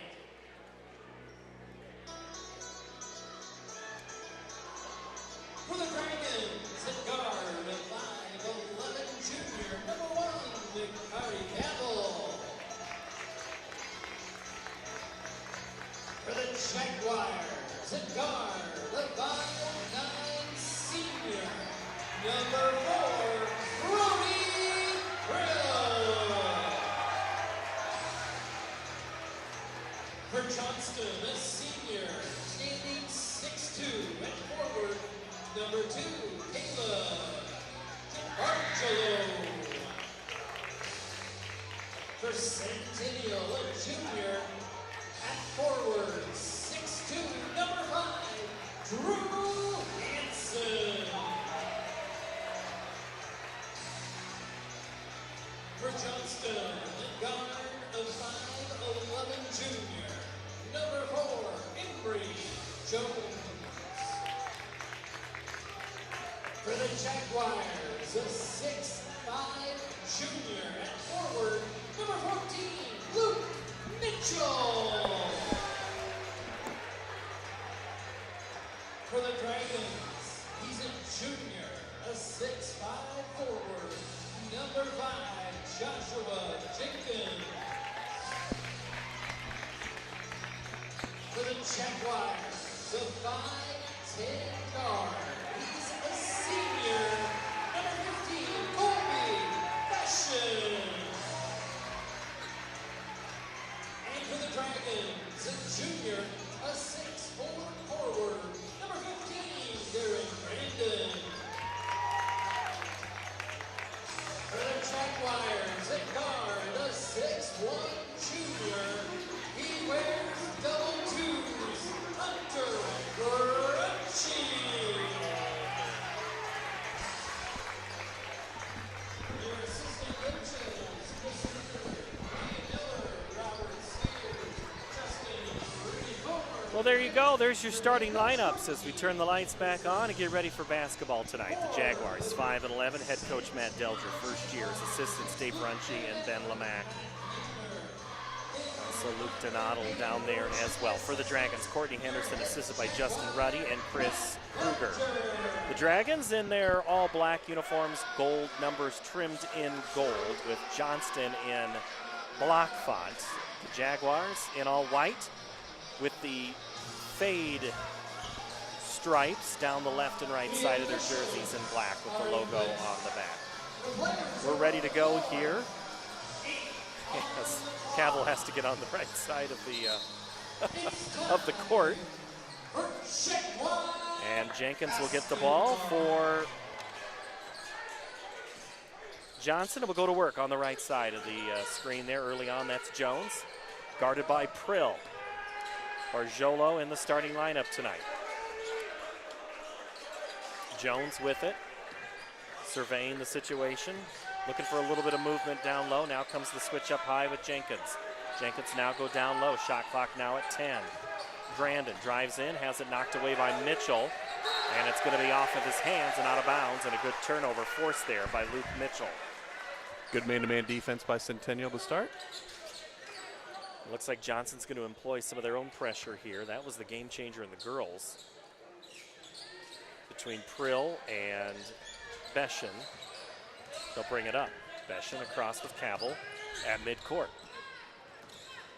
First offensive possession for the Jaguars. On the left side of your screen, Mitchell on the cut, not there. They go back with Runchy. Now it's Beshin. Mitchell on the right wing, dribbles back up to the top. Hansen looked for a cut on the left side, gets it to Beshin. Three-pointer on the way, no good. Rebound comes out to Darren Grandin.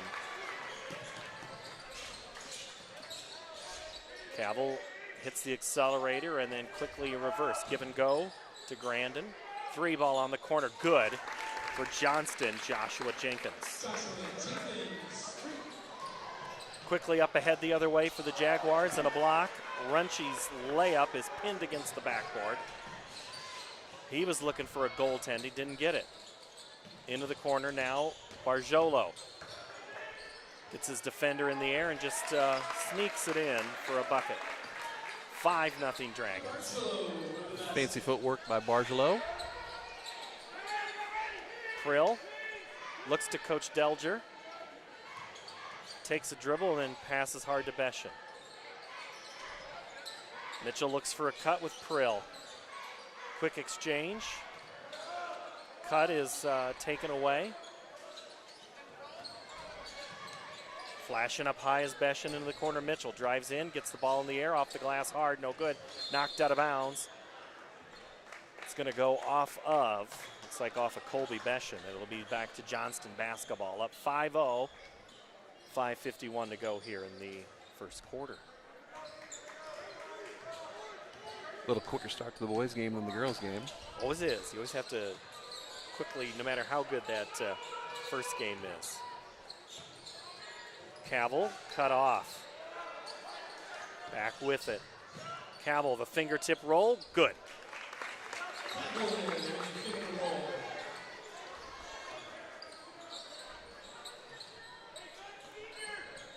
Krill, across the logo to Beshin, stands on the nose of the Jaguar on the court.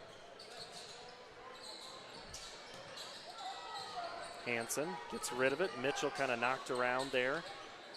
They go away from him and swing it to the left side. Krill now up to the top. Mitchell in the corner. Shot clock at 6. Driving in, Runchy. Runchy tries to extend it, gets it off the glass, gets his own rebound, gets his defender in the air, and the and one. Runchy was not going to be denied on that one. Jenkins picks up the personal, Jared. First foul of the game.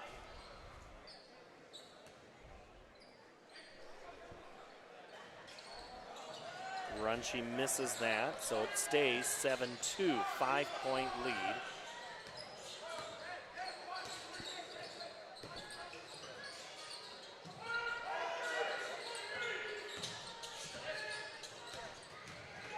Barjolo, wow, what a move. Again, fancy footwork by Barjolo there. Two impressive drives. Barjolo, not Barjolo. Barjolo. I've said his name many ways over the years. Barjolo. Could have been another foul that they didn't call there, potentially. Runchy runner, no good. Grandin out-timed his Jaguar counterpart to get the rebound. Cavill is now double-teamed out of the screen. Backdoor Jenkins lays it in. Timeout, Jaguars. 11-2 run to start the game for Johnston. Timeout, 3:52 here. What has Johnston done well here so far, Jared? It looks like, to me, they've just executed better in the half court on the offensive end. Defensively, I mean, they've kept the pressure up on Centennial and kept Jaguars out of the paint. But on the offensive end, they've driven it to the basket, gotten a couple of easy looks close to the basket. What, one 3-pointer from Jenkins for the Drags. Definitely the start that Johnston wanted, and not the start that Centennial was looking for in this one. See if after this timeout, if Centennial can turn things around and cut into this 9-point lead for Johnston. Johnston, after having those 6 straight losses, 5 early in the season, and that's going to be a turnover on Centennial, so they're going to waste that possession. They've really started, they've won 3 of their last 4 against Papillion, La Vista South, Urbandale, and Valley. Losses to Dowling, Northwest, Waukee, but they beat Polk. And losing to Northwest, Dowling, and Waukee those are 3 of the top teams in 4A. You're right. Yep. So Johnston putting on a clinic here right now, 11-2. Centennial looking to get a stop, peck away at this lead.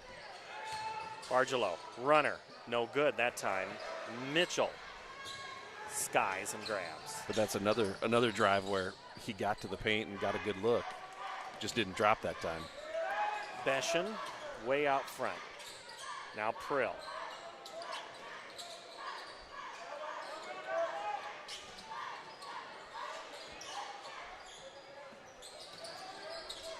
Into the corner for Beshin. Mitchell, 5 on the shot clock. His defender falls down, misses the shot, tipped away, grab back, and for a moment, Perpich had it, who came in at that last break. Johnson back with the basketball. Jones back with it. 3 ball on the way and good. Emory Jones, that was right in our line of sight. Looked good from the moment it left his fingers. Great pass from Cavill to the open person on the wing.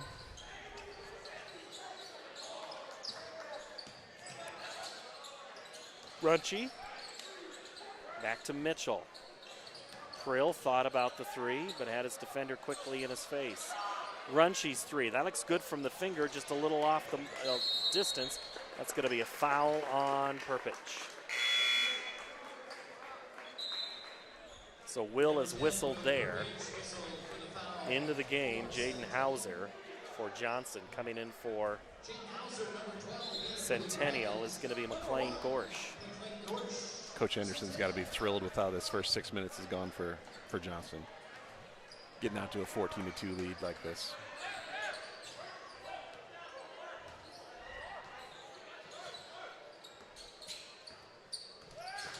Cavill at the top. Waits for a moment, gets going.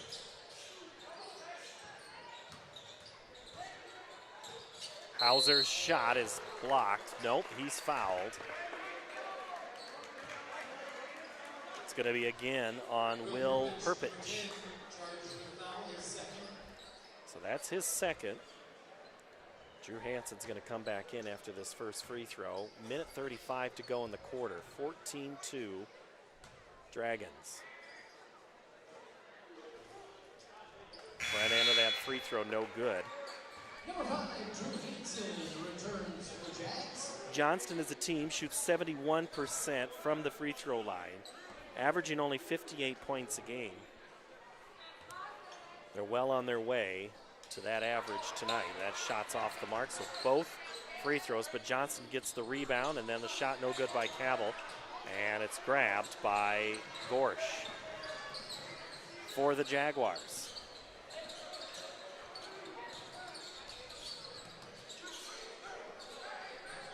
Mitchell, drop step into the paint. The high sky hook won't go, tipped around.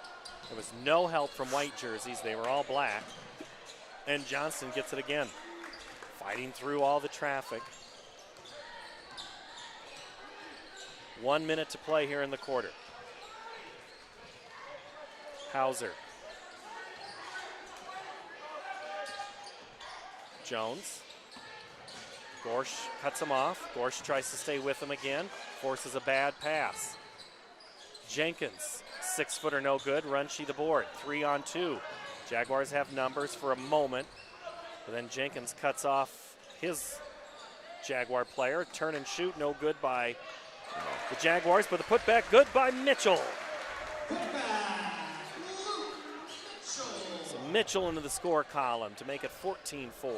If that didn't drop, I think that was goaltending. Might have been. Might have been.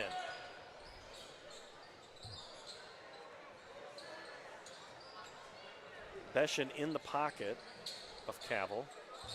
They might be exchanging recipes, I'm not sure. Cavill drives. Hard off the glass, no good. Rebound, put back up is Bargelo, and he's fouled with 0.8 of a second. Drew Hansen whistled for the personal.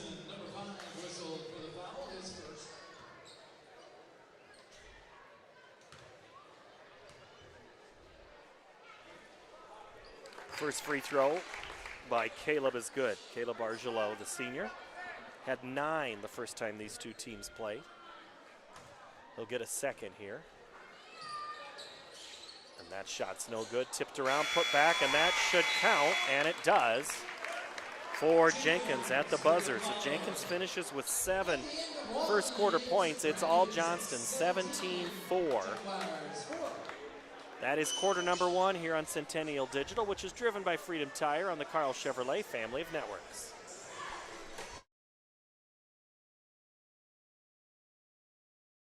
More Iowans drive Chevy than any other brand, and nearly 25% of the new Chevrolets sold last year came from the Carl Auto Group. Since 1978, we've exceeded expectations with an unbeatable selection and hard work that makes us your dealer for life. Come see why Iowans trust Carl Chevrolet, with locations in Ankeny, Stewart, and Webster City. Your dealer for life. It's the Carl way.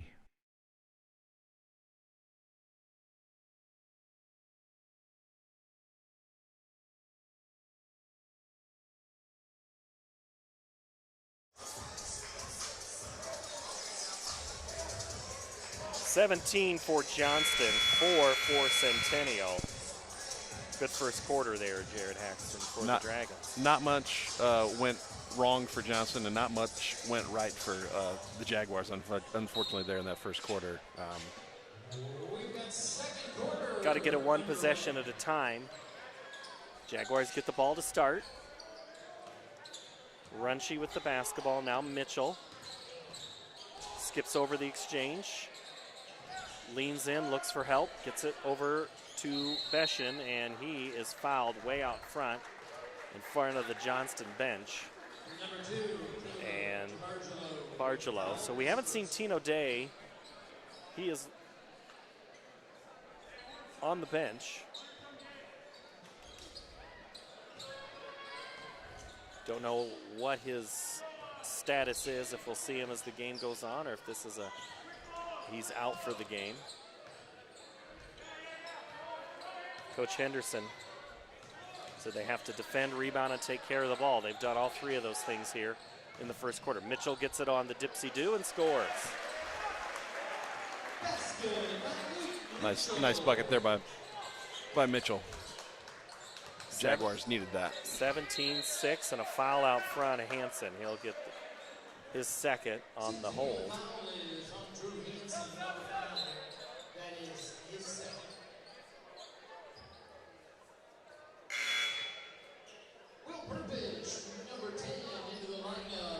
Will Perpich back in. Cavill with the basketball for the Dragons. Hauser.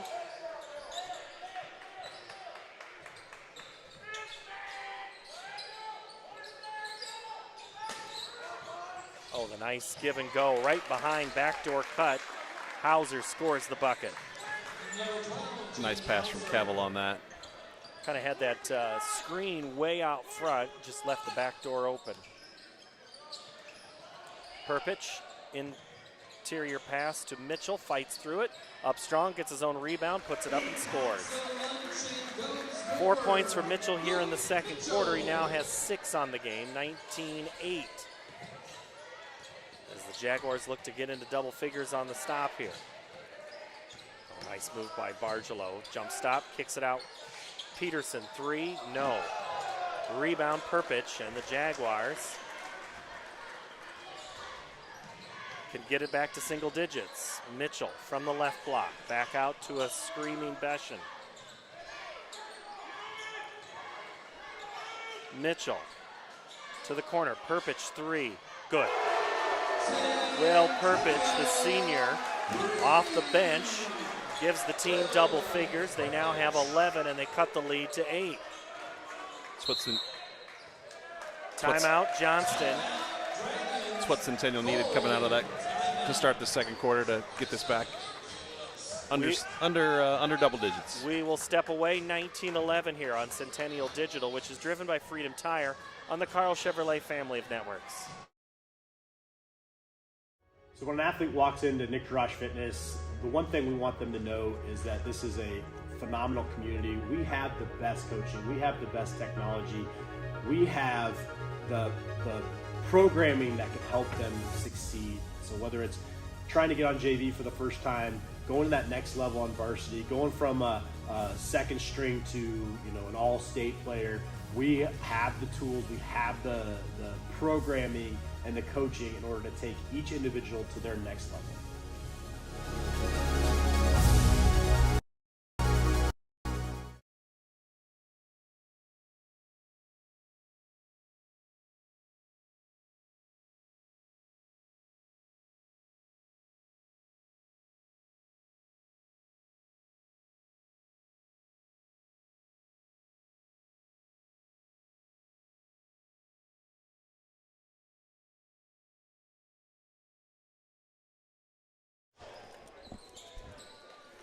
Out of the timeout, it'll be Johnston basketball on the far side. 19-11, so the Jaguars making life a little more difficult for Johnston. What have they done, Jared? I think they found something with Mitchell in the post. He got a couple of buckets there, 4 points there to start the quarter. I think they found a little mismatch potentially. And then that three-pointer for Perpich was huge to slice this back to a single-digit lead for Johnston. And they're already holding Johnston in single digits on the shot clock, and they don't get a bucket away. Johnston turns it over, up ahead. Gorsh, three in the corner, good. It's only two. McLean Gorsh with the two makes it a 6-point game. Closest the Jaguars have been since early on. Jones, the cut, it's off his leg and out of bounds. It'll go back to the Jaguars, and there's life for Centennial here. Under 5 to play in the half. 19-13, and here comes some pressure from Johnston.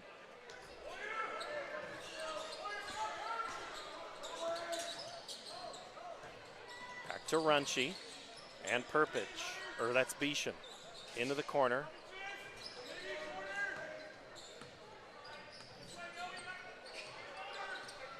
Runchie looks left, goes left. Beeson has it taken away, but no, he's fouled. Cavill's like, man.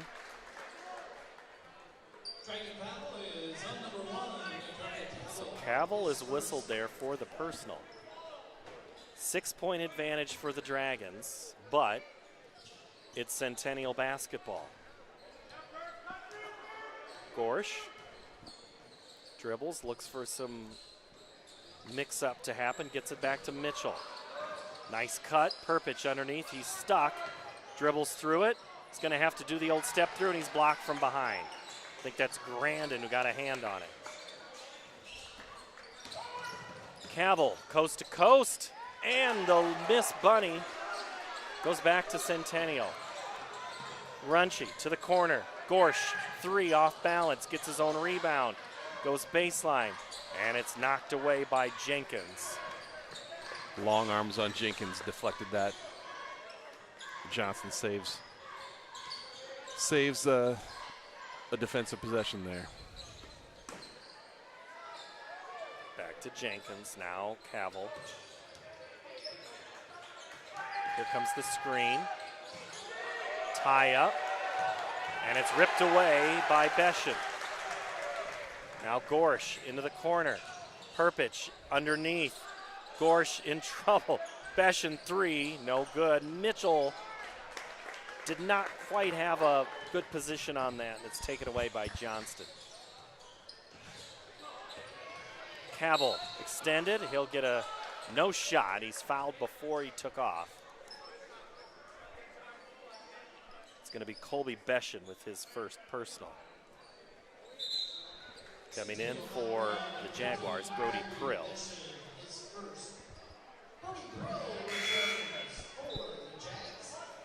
And Caden Eistrager.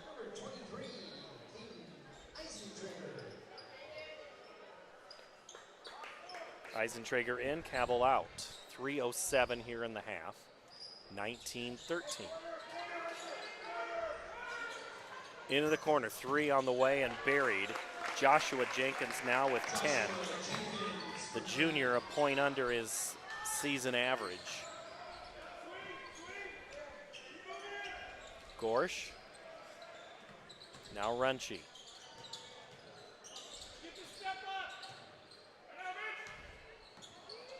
Mitchell looks to be open. Perpich kicks to Mitchell. Luke stuck in the paint. Nice cut by Perpich, but it's blocked by Grandin and also on the body, so that's a foul on Darren Grandin.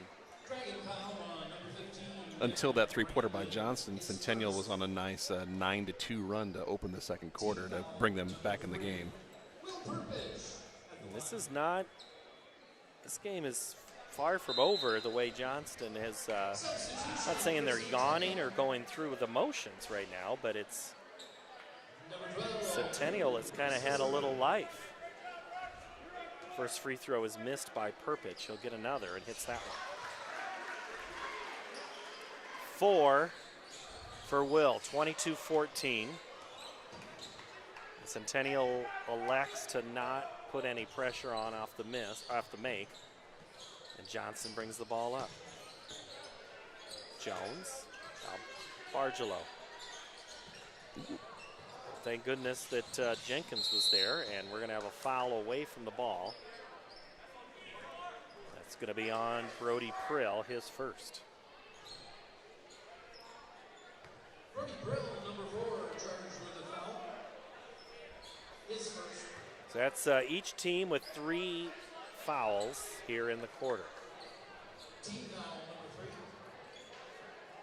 Paul, do you have some of these multicolored shoes that Centennial's wearing in your closet? One left, one right with 2 different colors. Yeah. I like a good shoe, but I'm not in the shoe game like these guys are. It doesn't work well on market to market? Doesn't quite. No. Taken away by Perpich. Nice defense. Good denial. Textbook there. Mitchell into the corner.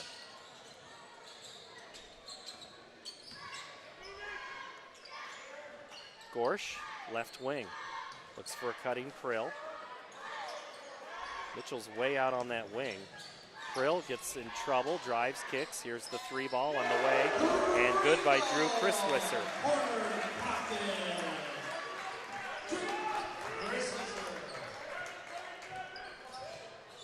Within 5 come the Jaguars. Minute 18.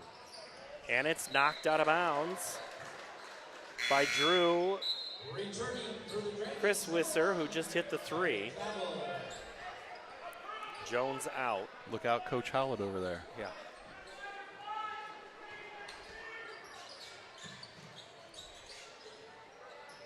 Bargelo with it.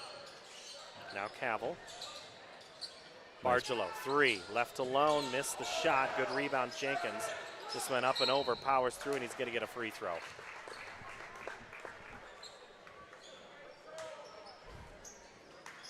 It's going to be on number 12, Drew Christwisser, his first. That'll send to the line Joshua Jenkins.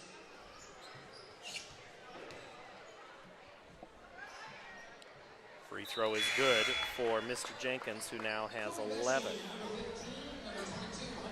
Back in is Runchi, as is Besham. Here comes Jones. Out goes Eisentrager for Johnston. Seemed like Johnston had a Jenkins on their girls basketball team that was pretty good a year ago. Amari, and I looked up to see how much she's been playing for Virginia Tech last night. And she's had some minutes. Back-to-back free throws for Jenkins.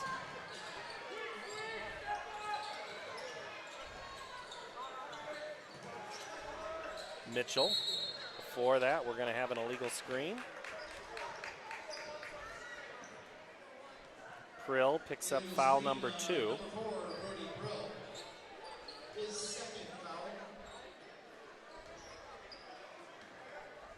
As Coach Delger gets an explanation from Chad Schellemeyer on why that call was made, and nearly away for the Dragons, but it gets back Grandin. Now Cavill. Had space for a moment. Nice throw to Jenkins. Now Jones. Good spin, Cabell. Bargelo has it taken away right from him. Up ahead is Mitchell, streaking up, catches, shoots, and lays it in. That's a nice play. That was a great play. Good heads up by Beschen. Mitchell, the receiver, caught it in stride. Back to a 5-point advantage for Johnston. 6 seconds. Jones, 2 seconds into the corner. Bargelo's got to shoot it at the buzzer. No good. And that's how it ends. Quarter number 2, 24-19. The visitors again on top. Impressive. Very low-scoring second quarter for Johnston. Yeah, but impressive second quarter for Centennial to close the gap and make this a game going into the second half. Darn near doubled up. 15-7, Jaguars outscore. We're going to have a little unified basketball. I did not have that one on the program tonight. We also have the dance team, but we will step away here for a moment and be back in just a moment. It is halftime here of Johnston and Centennial. It is Johnston 24, Ankeny Centennial 19. This is the Centennial Digital Network, which is driven by Freedom Tire on the Carl Chevrolet family of networks. More Iowans drive Chevy than any other brand, and nearly 25% of the new Chevrolets sold last year came from the Carl Auto Group. Since 1978, we've exceeded expectations with an unbeatable selection and hard work that makes us your dealer for life. Come see why Iowans trust Carl Chevrolet with locations in Ankeny, Stewart, and Webster City. Your dealer for life. It's the Carl way.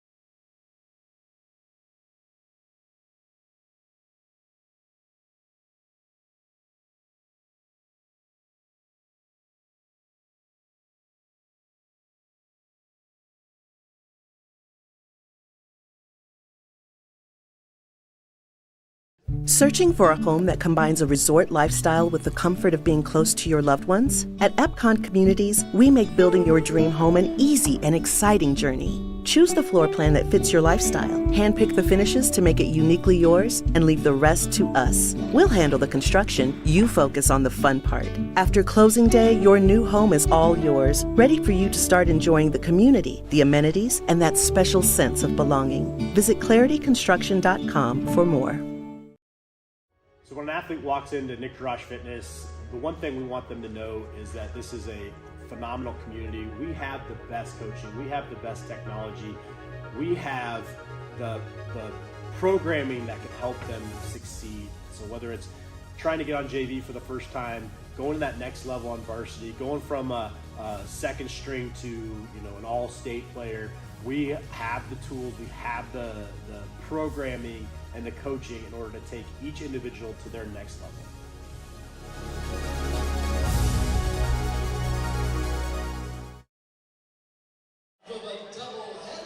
All right, we're going to try here for unified basketball. I have the Centennial roster, and they are playing Johnston. I know JP for Johnston is in the center there, and it's taken by Johnston.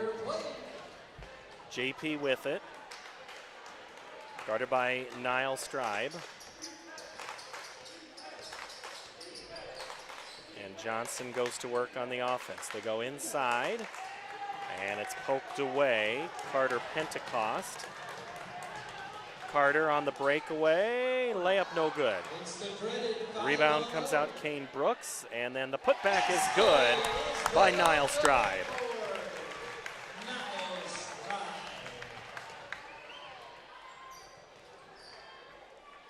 Niall's dad, I think, was helping us earlier this year on the old network. And he was telling me about Niall. Johnston looking to get a little offense. The clear out, trying to find number 8. Great defense by Centennial. That shot is on the underside. And it's Carter Pentecost again.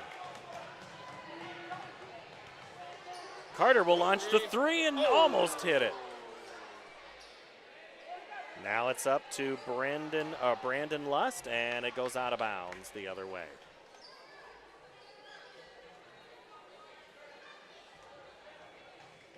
JP will bring it up for Johnston now. JP you'll see on the sideline of the Johnston girls basketball team. Integral part of the squad.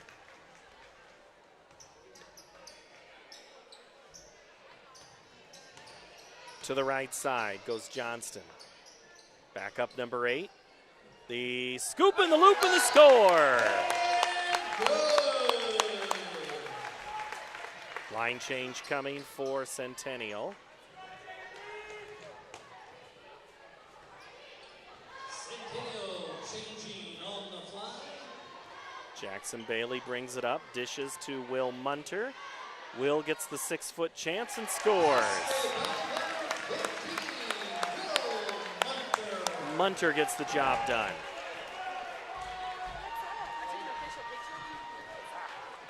Early on, here we go, it's Johnston. Now it's up for number 9.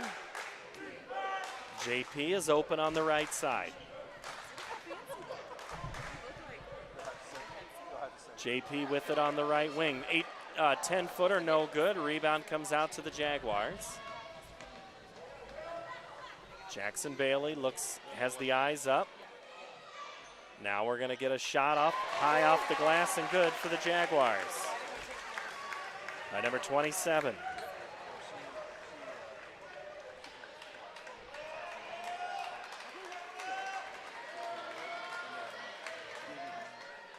Also on the court, Jack Lincoln. And also, 27 who just made the basket. I don't have a name for. Will Munter on defense. Munter slides down. Oh, JP's open on the right block. No good. He'll get another chance here. Gets the rebound. The put back up is no good. And it's going to go out of bounds, but saving it is Munter. And it's going to be Will dribbling down the left side. He's across midcourt. 10-footer gets into his spot. Hits the the baseline jumper, no good. Put back up by 27, and it's good. And Centennial getting a little confidence here as a couple of substitutions come in for Johnston.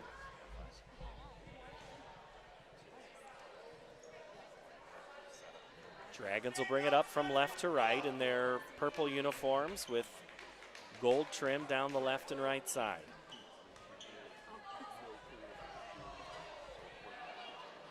Centennial defense jumps out a little bit. Playing a little aggressive, and they get back down just a little.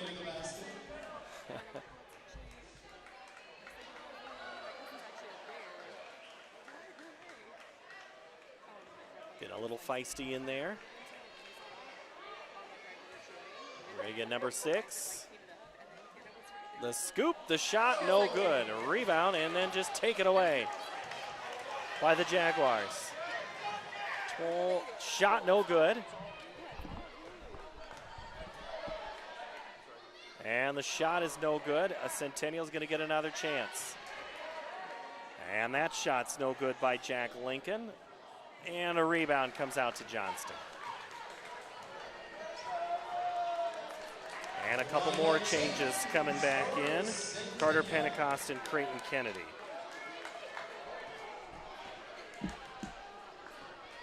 And now JP from the left side. Shot is blocked by Carter Pentecost. Rebound comes out to the Dragons, and it's taken away by Pentecost. Carter with it from the left side, misses the layup. Rebound comes out Ellie Blevins, and now we're going to have another shot. Creighton Kennedy misses, and the putback up is good by Carter Pentecost. Carter Pentecost. And Johnson will bring it up.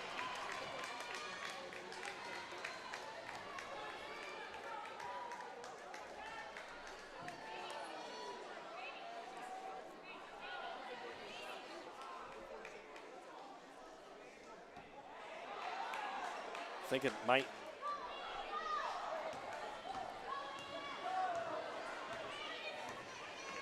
A big game of rock, paper, scissors going on the side. Aiden Scott gets the steal. Dribbling down is Emery Becker. And it's the guy who got the steal to start the drive. It's Aiden Scott, no good. And it's ripped away by the Jaguars. Scott again gets the bucket. This time Aiden gets it to fall. Aiden Scott. And now Johnston will bring it up here as we're under a couple of minutes to go in the game. Aiden just hates the spotlight. Aiden goes and shakes hands and kisses babies on the far sideline after that bucket. He's giving high five to anybody with hands and even some without. Kennedy jumps out on a little defense. Johnston driving in. Good sag help. Shot gets away. They're trying to get Katie the basketball. Pass to Katie.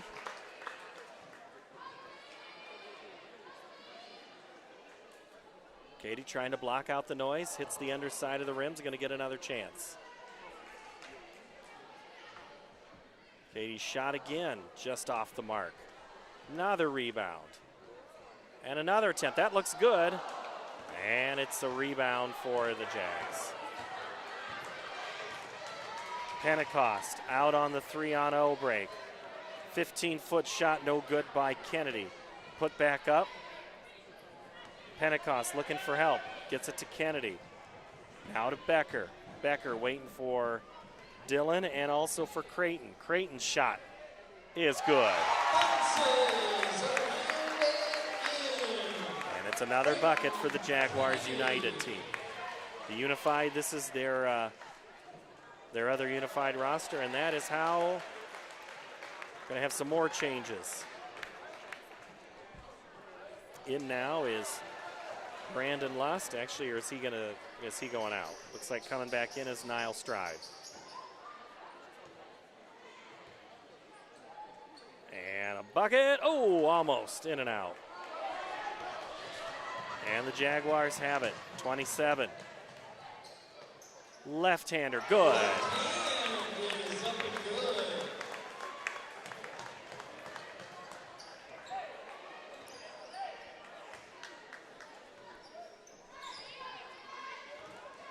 Johnson with the basketball. Nice drive and just underneath. 4 Dragons get the rebound.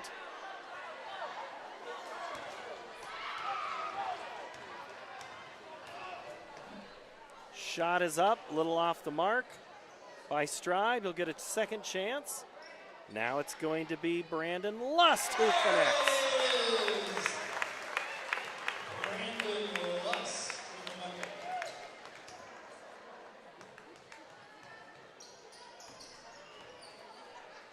As we're under a minute to play.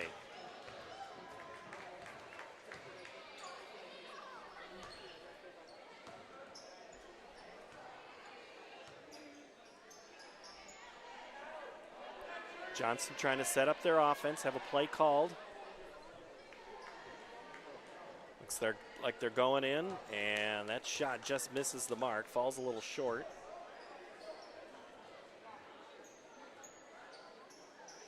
Looks like trying to get it to number 10 for Johnston, and the shot misses. Another rebound coming. Now we're going to have Katie shoot it. That shot's short. And again.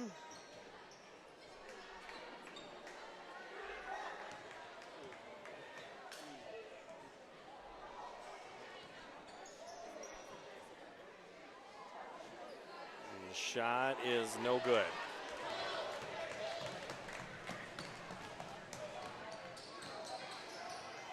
One last offensive chance for the Jaguars here on their offensive side. Niall Strive. Overhand shot, no good. Second chance. Strive misses. Gets a rebound. Now it's put back up by Lust. 20 seconds. And it's in by 27. Bucket's starting to fall pretty easy now for the Jaguars as they get a good looks at the basket. 7, 6, 5, Final seconds, the shot up by number 8, it's good! What a way to end this game. The second half of our varsity boys when we return. 24-19 is our score. Back in a moment on Centennial Digital.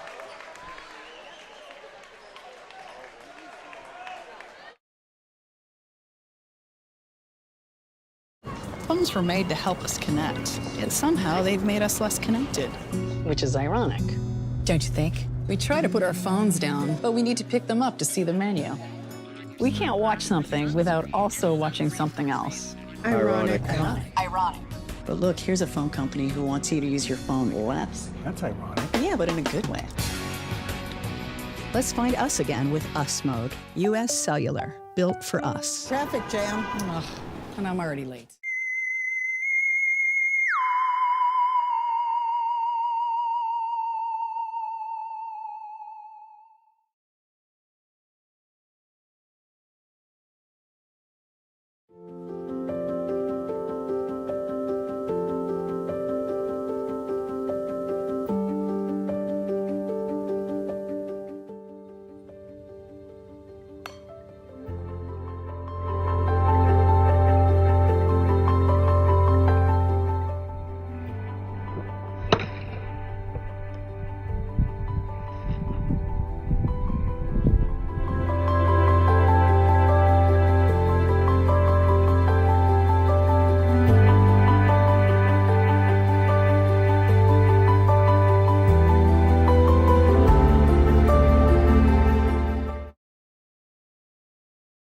West 40 Market in Uptown Ankeny is your place to shop for the best meats, steaks, brats, jerky, and everything in between. Let us be your one-stop shop for all your favorite cuts, all raised on local Iowa farms. Shopping local never tasted so good.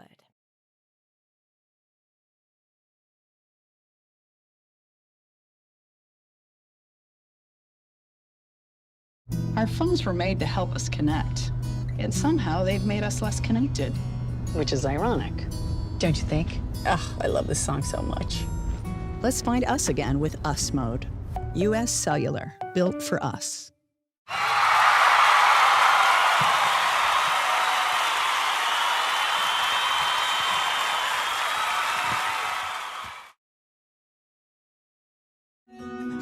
What if you could create memories that would last a lifetime? That would be pretty cool. Well, now you can.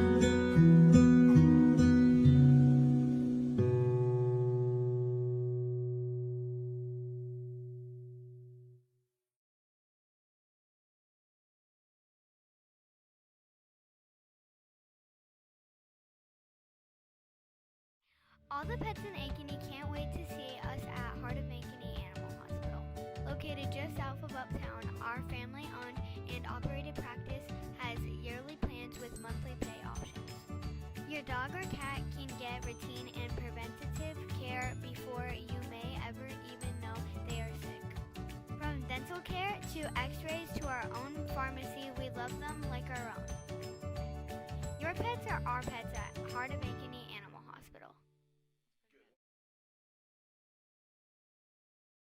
More Iowans drive Chevy than any other brand, and nearly 25% of the new Chevrolets sold last year came from the Carl Auto Group. Since 1978, we've exceeded expectations with an unbeatable selection and hard work that makes us your dealer for life. Come see why Iowans trust Carl Chevrolet with locations in Ankeny, Stewart, and Webster City. Your dealer for life. It's the Carl way.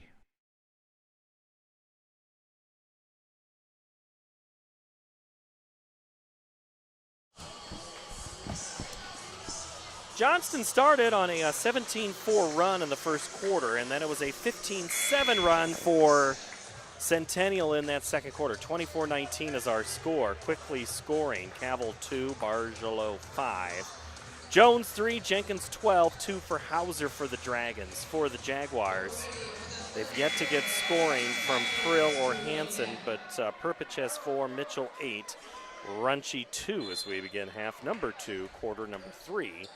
From Ankeny Centennial on this Tuesday night, basketball doubleheader. Johnston girls won game 1. Johnston boys looking for the sweep. They're up by 5, and they get the ball to start, and they go right away to Bargello, and that's going to be an offensive foul. Going to say he's pinned. They're going to whistle Grandin on that.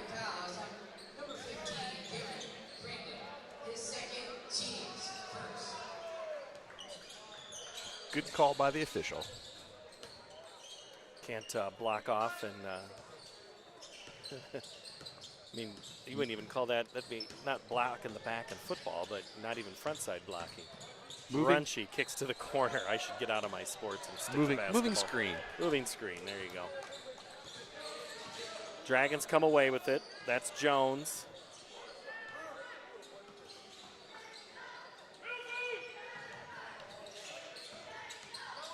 Cavill, 15-footer, no good. Perpich the board. Runchie with the basketball. Minute gone by here in the quarter. 3 is launched off the mark to the right. Is Prill's shot, and it goes out to the Dragons. Here comes Jones with it. Uses the screen, kicks to the corner. Cavill, nice dish.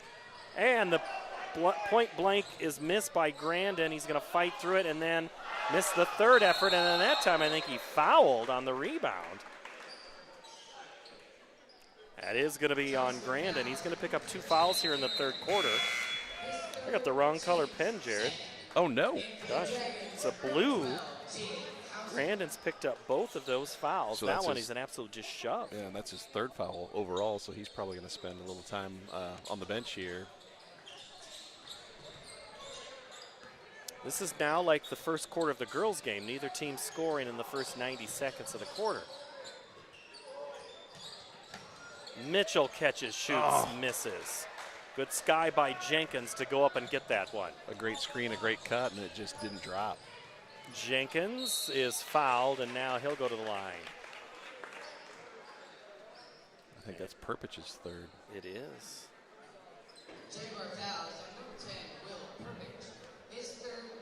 So Hauser goes to the line. He has 2 points already in this contest, which is his season average. And he's having an above average night. At the line, number 12, Jaden Hauser. Johnston's one of those teams, can really sneak up on somebody.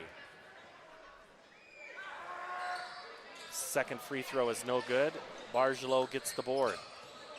Just out-skied for that one. Nice drive by Jones, and he's fouled. And are we going to get the and one? And we are.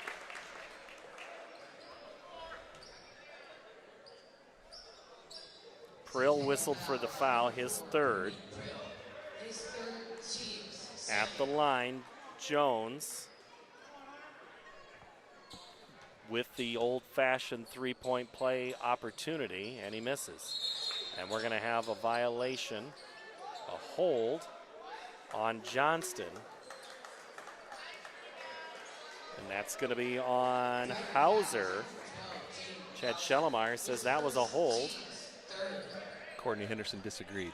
So did some Johnston fans. I heard when you hear the what? That's always my favorite. Coming down with it is Beshin. See what Centennial can do here. Get a little offensive flow. That's been missing here. Prill, left foot elbow, no. Tip, put back, and no good. Perpich. Beshin rips it out. Now Mitchell. Beshin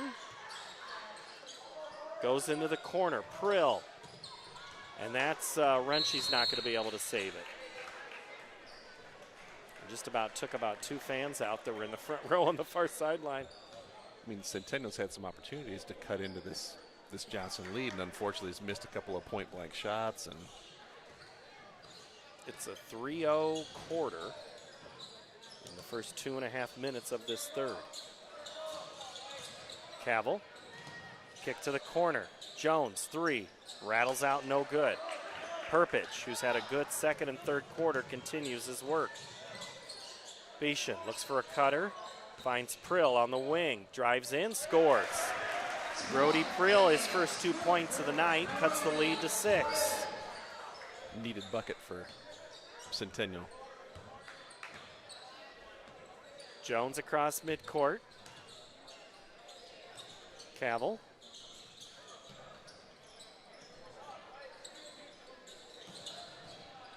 Nice look and one coming. Cavill gets the bucket.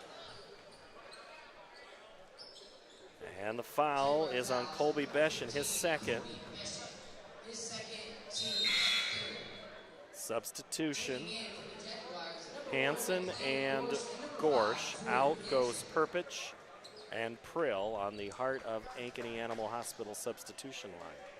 So just Cavill's second bucket of the night, and he's Johnston's leading scorer, I believe, right? He is. He averages 17.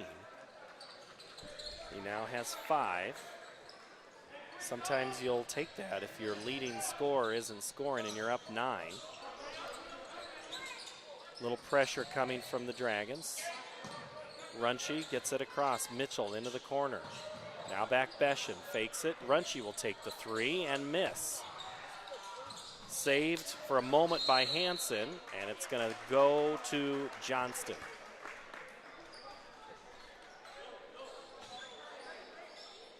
Nine-point lead for the Dragons, 4:22 to go third quarter.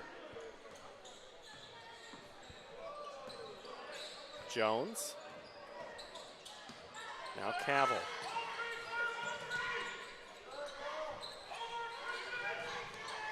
Earlier, Johnston had done a backdoor cut on that play. Now it's Cavill driving. He's blocked by Mitchell, who last touched it, so it'll stay with Johnston with 12 on the shot clock. Brody Prill comes back in. Taylor Runchi goes out.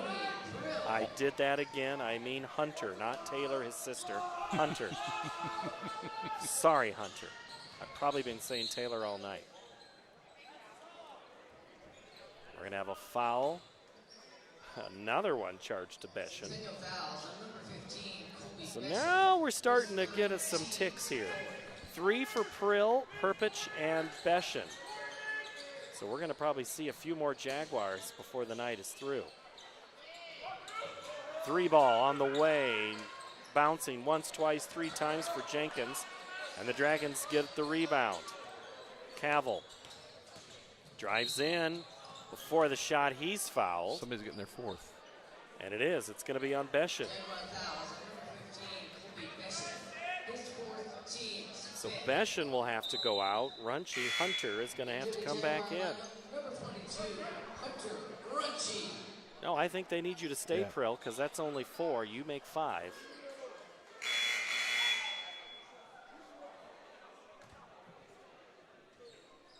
Matt Telger says, you're in. And he's like, well, who am I guarding? At the line, Cavill. He has 5. Make it 6. Had 15 the first time these two teams play.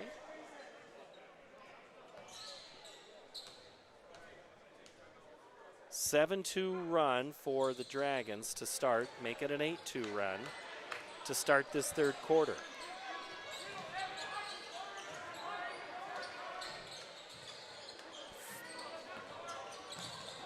Prill now over to Gorsh. Kick in the corner, Runchi 3, Hunter's shot no good, rebound Dragons. Jones, inside, Barjolo. Nice cut, pass, not quite go for the Dragons. That would have been pretty. Prill, corner for Hansen, drives in, he's fouled. That's one thing Centennial's not been doing much, is driving on Johnston here in this quarter, Jared.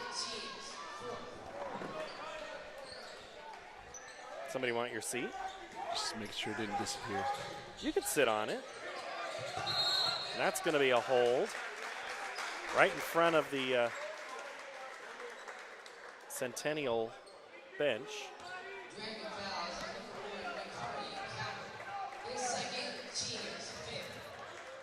Cavill is whistled. Cavill was hoping for an illegal screen, I think. And Matt Delger was in the coaching box, but was kind of right in the middle of that. Hunter Runchi hits the free throw.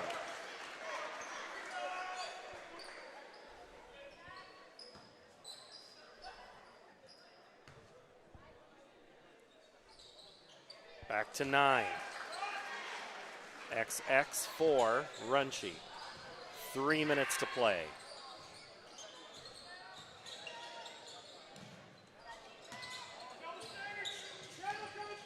Bargelo. Cavill.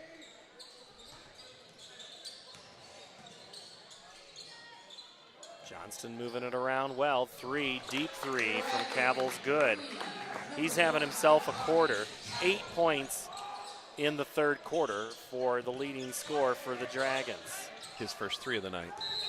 And before anything further elapses, coach calls timeout, and that was at 9 on the clock, so that's a good use of the timeout. We'll step away. 35-23 on Centennial Digital, which is driven by Freedom Tire on the Carl Chevrolet family of networks. So when an athlete walks into Nick Drosh Fitness, the one thing we want them to know is that this is a phenomenal community. We have the best coaching. We have the best technology. We have the programming that can help them succeed. So whether it's trying to get on JV for the first time, going to that next level on varsity, going from a second string to an all-state player, we have the tools, we have the programming and the coaching in order to take each individual to their next level.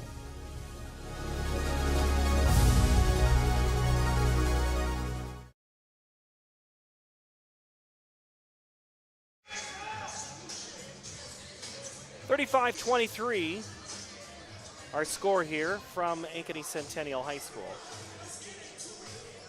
All right, Jared, just talk to me some basketball. What are you seeing?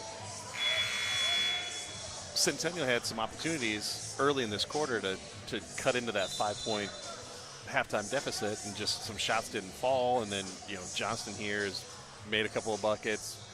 Cavill's really gotten things going here in this quarter. Now, all of a sudden, that 5-point lead is now all of a sudden a 12-point lead here with 2.5 minutes to go in this third quarter. And Cavill's warming up, so look out. Let's see how this unfolds. Out of the timeout, Centennial has the basketball. Shot clock at 20. Prill with it. Gorsh launches the 3, misses, hits the right side of the iron. And Runchi did his job to poke it away, and he does. He gets it to go off of Cavill's arm or leg. Cavill's pleading his case to one official. The other one says, it's white ball. Fresh 35. Runchi gets it in to Mitchell. And Runchi's defender, Mitchell, takes a hop, skip, and a travel.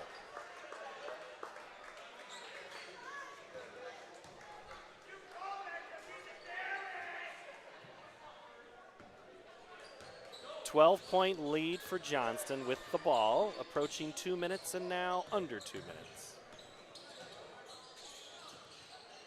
Hauser, Cavill. Cavill carries. No, foul. That one's on Hauser. Moving screen, I think, is what they got him for there. Courtney Henderson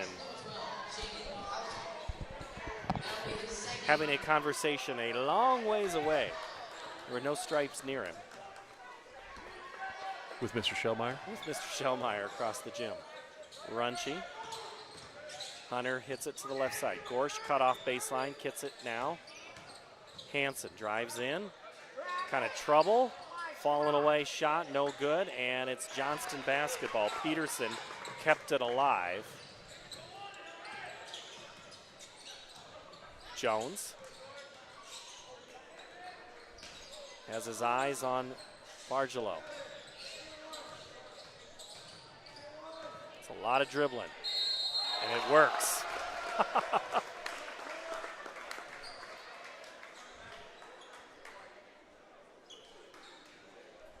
Hunter Runchie is whistled for the foul. I may have yelled a lot at the TV and in person at a former Iowa State basketball player who dribbled, I felt, way too much. As Former, Bargelot.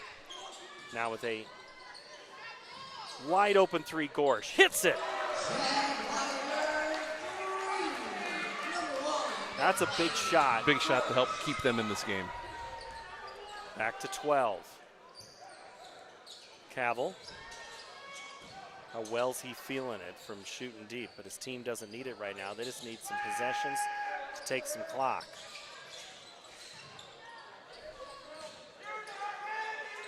Cavill can't get around Prill.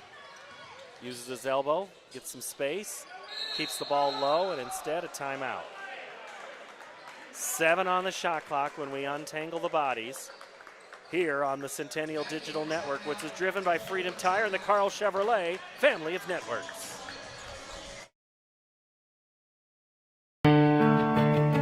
My dad always said, if you take care of people, everything else takes care of itself. That promise has guided us since 1978. Since then, you've trusted us with first cars, family cars, fast cars, and the memories in between. Your journey, our promise, that's why we're here.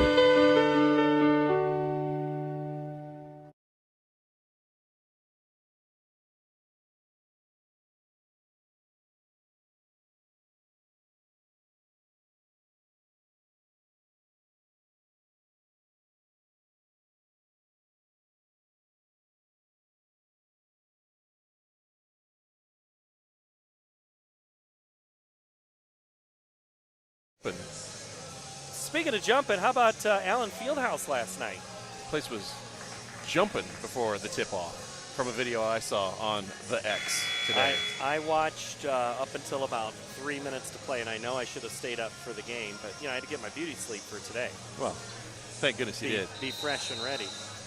But Arizona and KU, there were a couple of things. I think a number one had not actually played at Allen Fieldhouse that wasn't Kansas before, which I found hard to believe. Very hard to believe. In all the years, in all the games in the FOD. Cavill misses and Bargelot, no, that's Hauser who puts it back in. Great putback by Jaden Hauser. Shot clock was ticking down. Johnston answers. 14-point lead, final 15 seconds here of the quarter.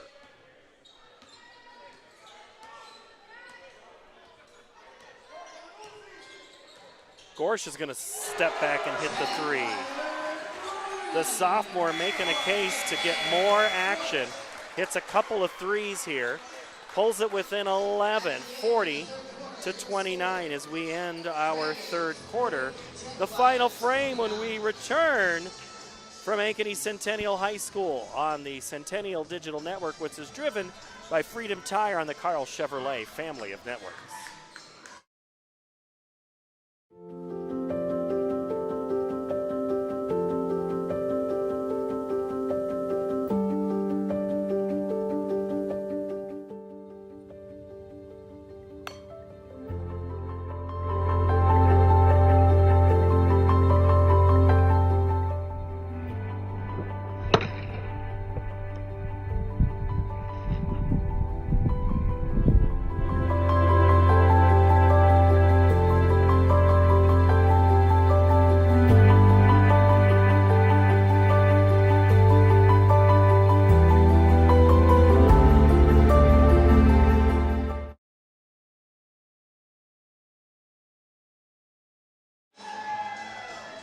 I'm going to drop one little useless bit of information, Jared, before we go. They're playing Rocky right now, the Training Hard segment. Did you know that the scene where Rocky Balboa runs up to the library steps in Philadelphia, they did not have a permit for? They just said, he grabbed a camera and just said, go with me, and they shot it once. Him running up to the stairs. One of the most iconic. Gorsh gets the screen out of the set play And it's off the mark, and They the were 11-point lead. They were feeling it with Gorsh, and they were hoping he could hit one more Well, right there. What did you say during the timeout about Gorsh? Well, I was like, without those 2 3-pointers from Gorsh in that quarter, instead of being down 11, they'd be down 17. Almost a great steal by Mitchell there. Cavill, again, has it nearly taken away. Twice. In the corner, shot no good. Rebound, what an athletic play to collect and go back up and score by Hauser. Centennial had their hands on that multiple times, but just couldn't take away possession. I think Jones's 3-point attempt was from behind the basket in that far corner, it looked like. Didn't look right. Mitchell, the catch and go, takes some contact. Couldn't quite connect through it, and it's back to Johnston. Cavill is fouled. They're going to call that on Prill. That's his 4th. And they're going to say that was in the act of shooting because what? He was trying to lift his hands up, I guess, is what the call was. Cavill will go to the line. He has 10 points, 8 of them in the 3rd quarter. He averages 17 points, and he hits the first. Centennial substitution, number 15, Colby Beshin. Beshin back in. He has 4 fouls, as does Prill. So we might be doing some free throws and some other players as the night goes on. Cavill hits a pair.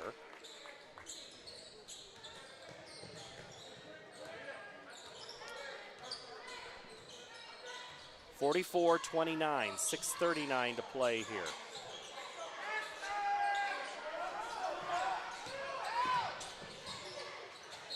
Nice drive, but just getting a chance for some free throws will be Chris Wisser.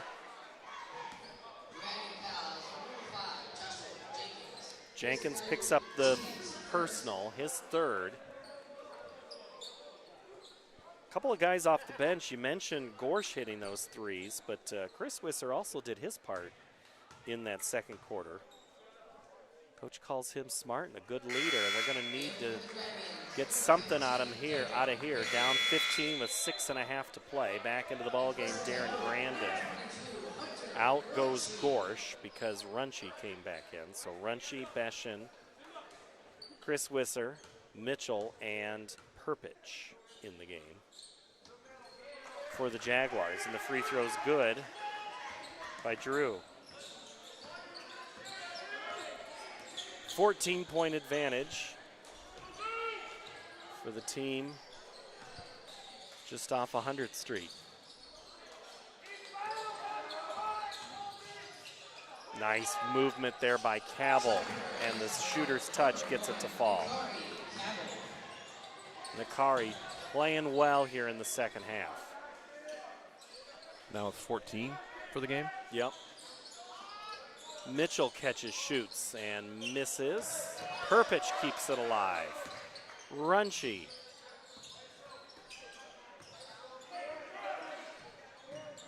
Looking for Mitchell in the corner, but Perpich now goes the other way.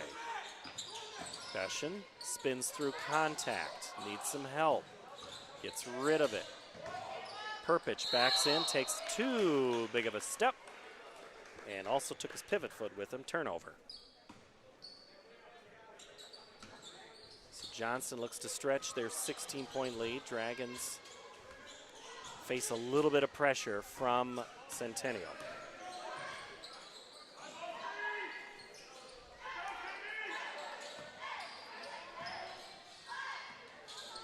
Cavill loses the handle but gets it back. Goes in around Beshin, kicks to the corner. Hauser, now Cavill. Timeout. Johnston, and Courtney Henderson did not want to take it, but knew his team needed that moment to collect themselves. Back in a moment here on Centennial Digital. West 40 Market in Uptown Ankeny is your place to shop for the best meats, steaks, brats, jerky, and everything in between. Let us be your one-stop shop for all your favorite cuts, all raised on local Iowa farms. Shopping local never tasted so good. Our phones were made to help us connect. And somehow they've made us less connected, which is ironic. Don't you think? Ugh, I love this song so much. Let's find us again with Us Mode. US Cellular, built for us.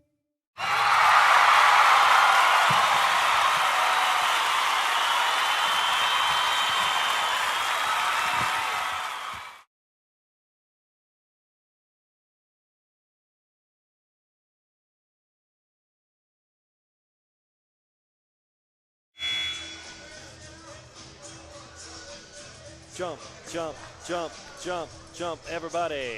16-point advantage for Johnston. They'll have 10 seconds on the shot clock. No Keaton Kasperbauer for Centennial tonight. No Tino Day. We believe one is an illness. We're not sure on the other. We'll see Johnston on Friday night on the south side against the Hawks. Jared and I will be with you on Ankeny Activity CISN for that one. Cavan drives. Out of the timeout, misses. Jaguars have the ball and a chance to cut into this lead. Under 5 to play. Mitchell, now Beshin. Kasperbauer into Mitchell. Mitchell looks for some space. He gets shoved by Grandin. That's foul number 4 on Darren.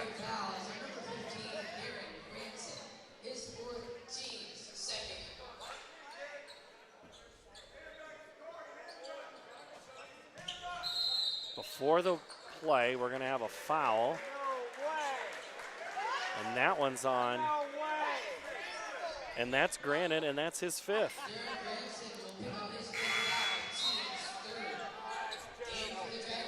So Granite picks up 2 fouls in about no seconds of clock time. Because that was before they even had the inbound. So he's out. Grandin's done. Great screen. The forced shot by Chris Wisser won't go. Good defense by Johnston. Cavill down quickly. Bargelo. Beeshan could have picked up his 5th foul right there. Cavan's blocked. Cover. Recovery. Hauser. And now we're going to have a whistle. And that is going to be on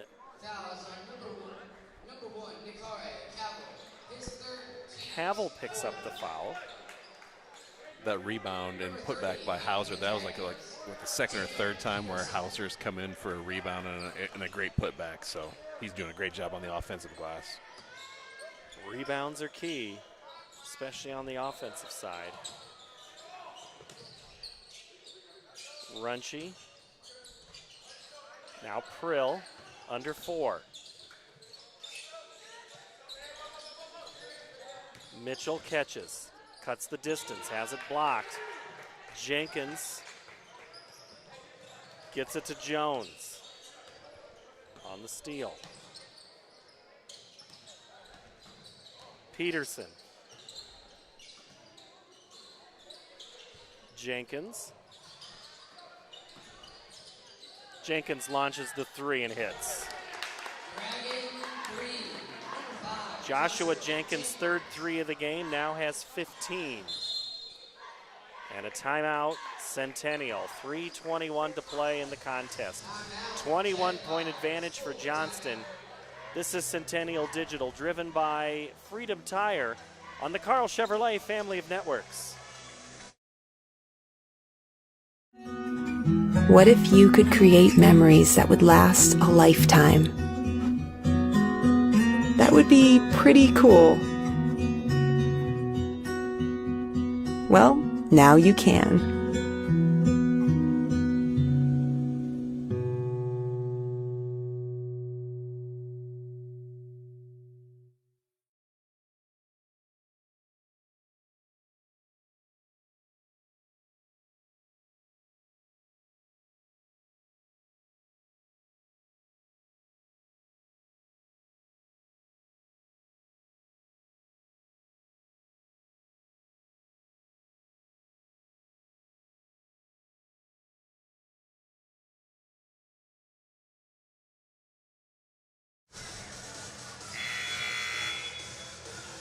Out of the timeout, Centennial will have the basketball, down 51-30. Matt Delger's squad needs to get a couple of buckets in a hurry and get some stops just to kind of keep this one interesting. But right now it's been Johnston pretty much in control. Jared Haxton on the fourth quarter.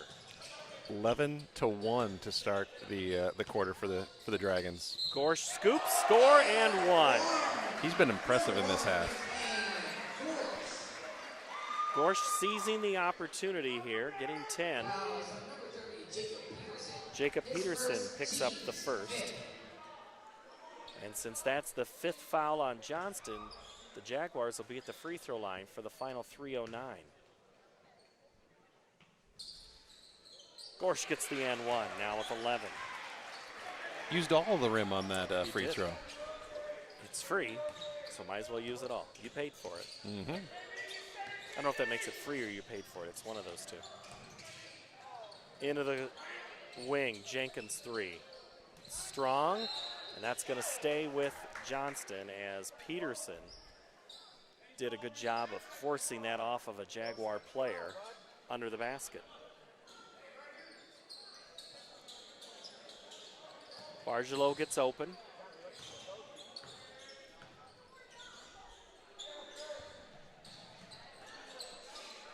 Jenkins, now Bargelot. Peterson. Jenkins looks for a cut, finds it, and one coming. Bargelot's bucket is good, and the foul on Gorsh. His first, team's second. So now Caleb is the third Dragon to be in double figures, and he uses even more of the rim. Around the world a couple of times. Now with 11. 2.5 left to play in this contest, 54-33. Beeson. Prill launches the three and hits. Brody Prill on point. Now it's up ahead Johnston. You get the three, and before we have anything, we have a whistle, and that's going to be a foul. Going to be charged to Hunter Runchi, right in front of the scorer's table.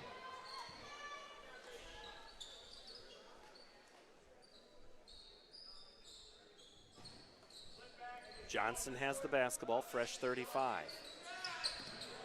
Cavill comes to get the inbounds.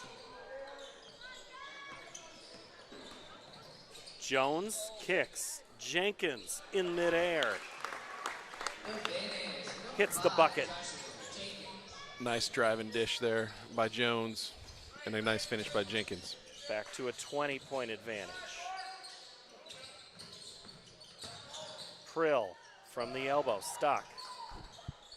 Hansen, or no, that's Beeson.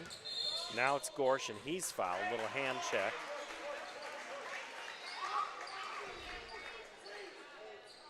That's only Emory Jones's first.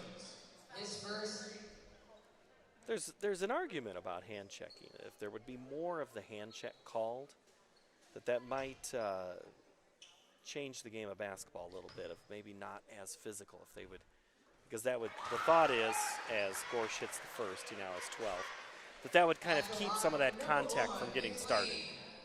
Open the game up. Because that's one thing about just the amount of contact, both boys and girls, as Gorsh hits the second. That is of concern, especially when you look at numbers. Cavill gets it down to Bargelot, but in front of it is Beshin. He has it, and he's covering up the fumble, and it's going to be a held ball, and it'll stay with Johnston.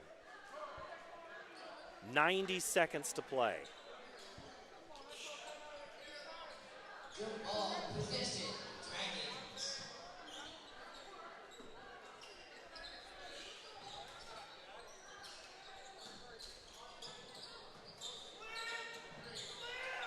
Cavill was going to do the old throw it off the Jaguar player, but Centennial gets the Prill the other way, and he lays it in. Impressive drive there by Prill.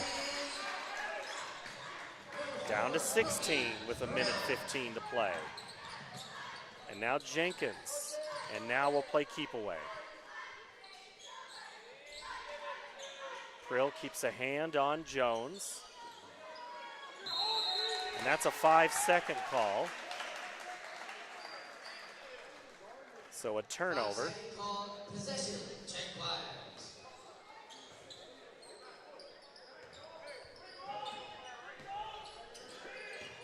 Coach Henderson says, didn't he back off? Well, it doesn't matter. Johnston gets the ball back.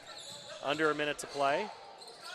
Cavill is going to be fouled right in front of the scorer's table. And that is Brody Prill's 5th foul. He is done at the 49.6 mark. And that's only the 4th team foul, so a non-shooting situation. Checking in for the Jaguars, number 12, Drew Chris Wisser. Chris Wisser comes back in.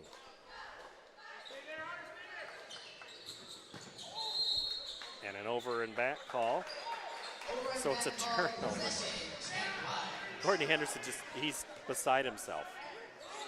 He's like, seriously. If this was not a 16-point game, I think we'd have a little different intensity level.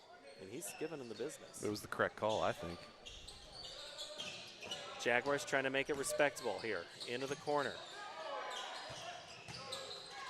Maybe Courtney was more upset about the pass made by his team. Well, I don't know. That could be too. As the corner, now Runchi, 3, no good. Gorsh gets the board. Now we're at 30 seconds. Runchi again.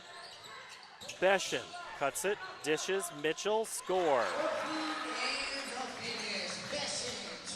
Johnston gets it in, now with a 14-point lead. Jenkins, just inside the timeline, will hold it.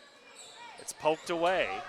I don't think Jenkins knew that Beshin was there. Beshin, 3-ball, corner, good. Beshin's first points of the game, and that's how it ends. 56-45, just like that, the game is over. The clock doesn't stop in high school on a made bucket, and it just, boom, it was done. And I think it was probably a good thing, Jared. 16-16 in that quarter, right? Even Steven in the 4th quarter. 56-45 is how it ends for Centennial, which falls to 5-12. Brody Prill with 7, Will Pepperidge 4, Mitchell 10, Beshin 3, Runchi 4, Gorsh 13 for Chris Wisser, for a total of 45 points. For Johnston, it's 14 for Cavill, 11 for Barjolo, 17 Joshua Jenkins, 9 for Hauser. And that's how it ends. The Dragons improved to 10-8. They will play at Ankeny on Friday night. After the girls' game, the Jaguars will be home with Southeast Polk. For the Pollock Production Company, Pollock and Pollock, is that what we should call it? Do you have? Is it Pollock Incorporated? Pollock Incorporated? Well, it is Girl Dad Media. They don't want their name said because but we got the best of the sisters, right? Yeah, we do. Working with us tonight. We do. All right, Jared. I thought they did a phenomenal job. They did a great job. There. So did Jared? I don't know about this guy. Yeah, we'll see. You get another chance Friday night. I'll try again. All right, for our crew here at Centennial Digital, that's our final. Johnston takes both tonight. They win the girls' game by a score of 72-32 and the boys 56-45. So long from Ankeny Centennial here on Centennial Digital, which is driven by Freedom Tire on the Carl Chevrolet family of networks.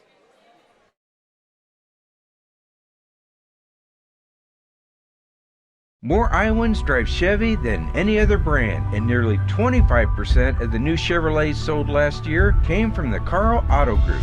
Since 1978, we've exceeded expectations with an unbeatable selection and hard work that makes us your dealer for life. Come see why Iowans trust Carl Chevrolet, with locations in Ankeny, Stewart, and Webster City. Your dealer for life. It's the Carl way.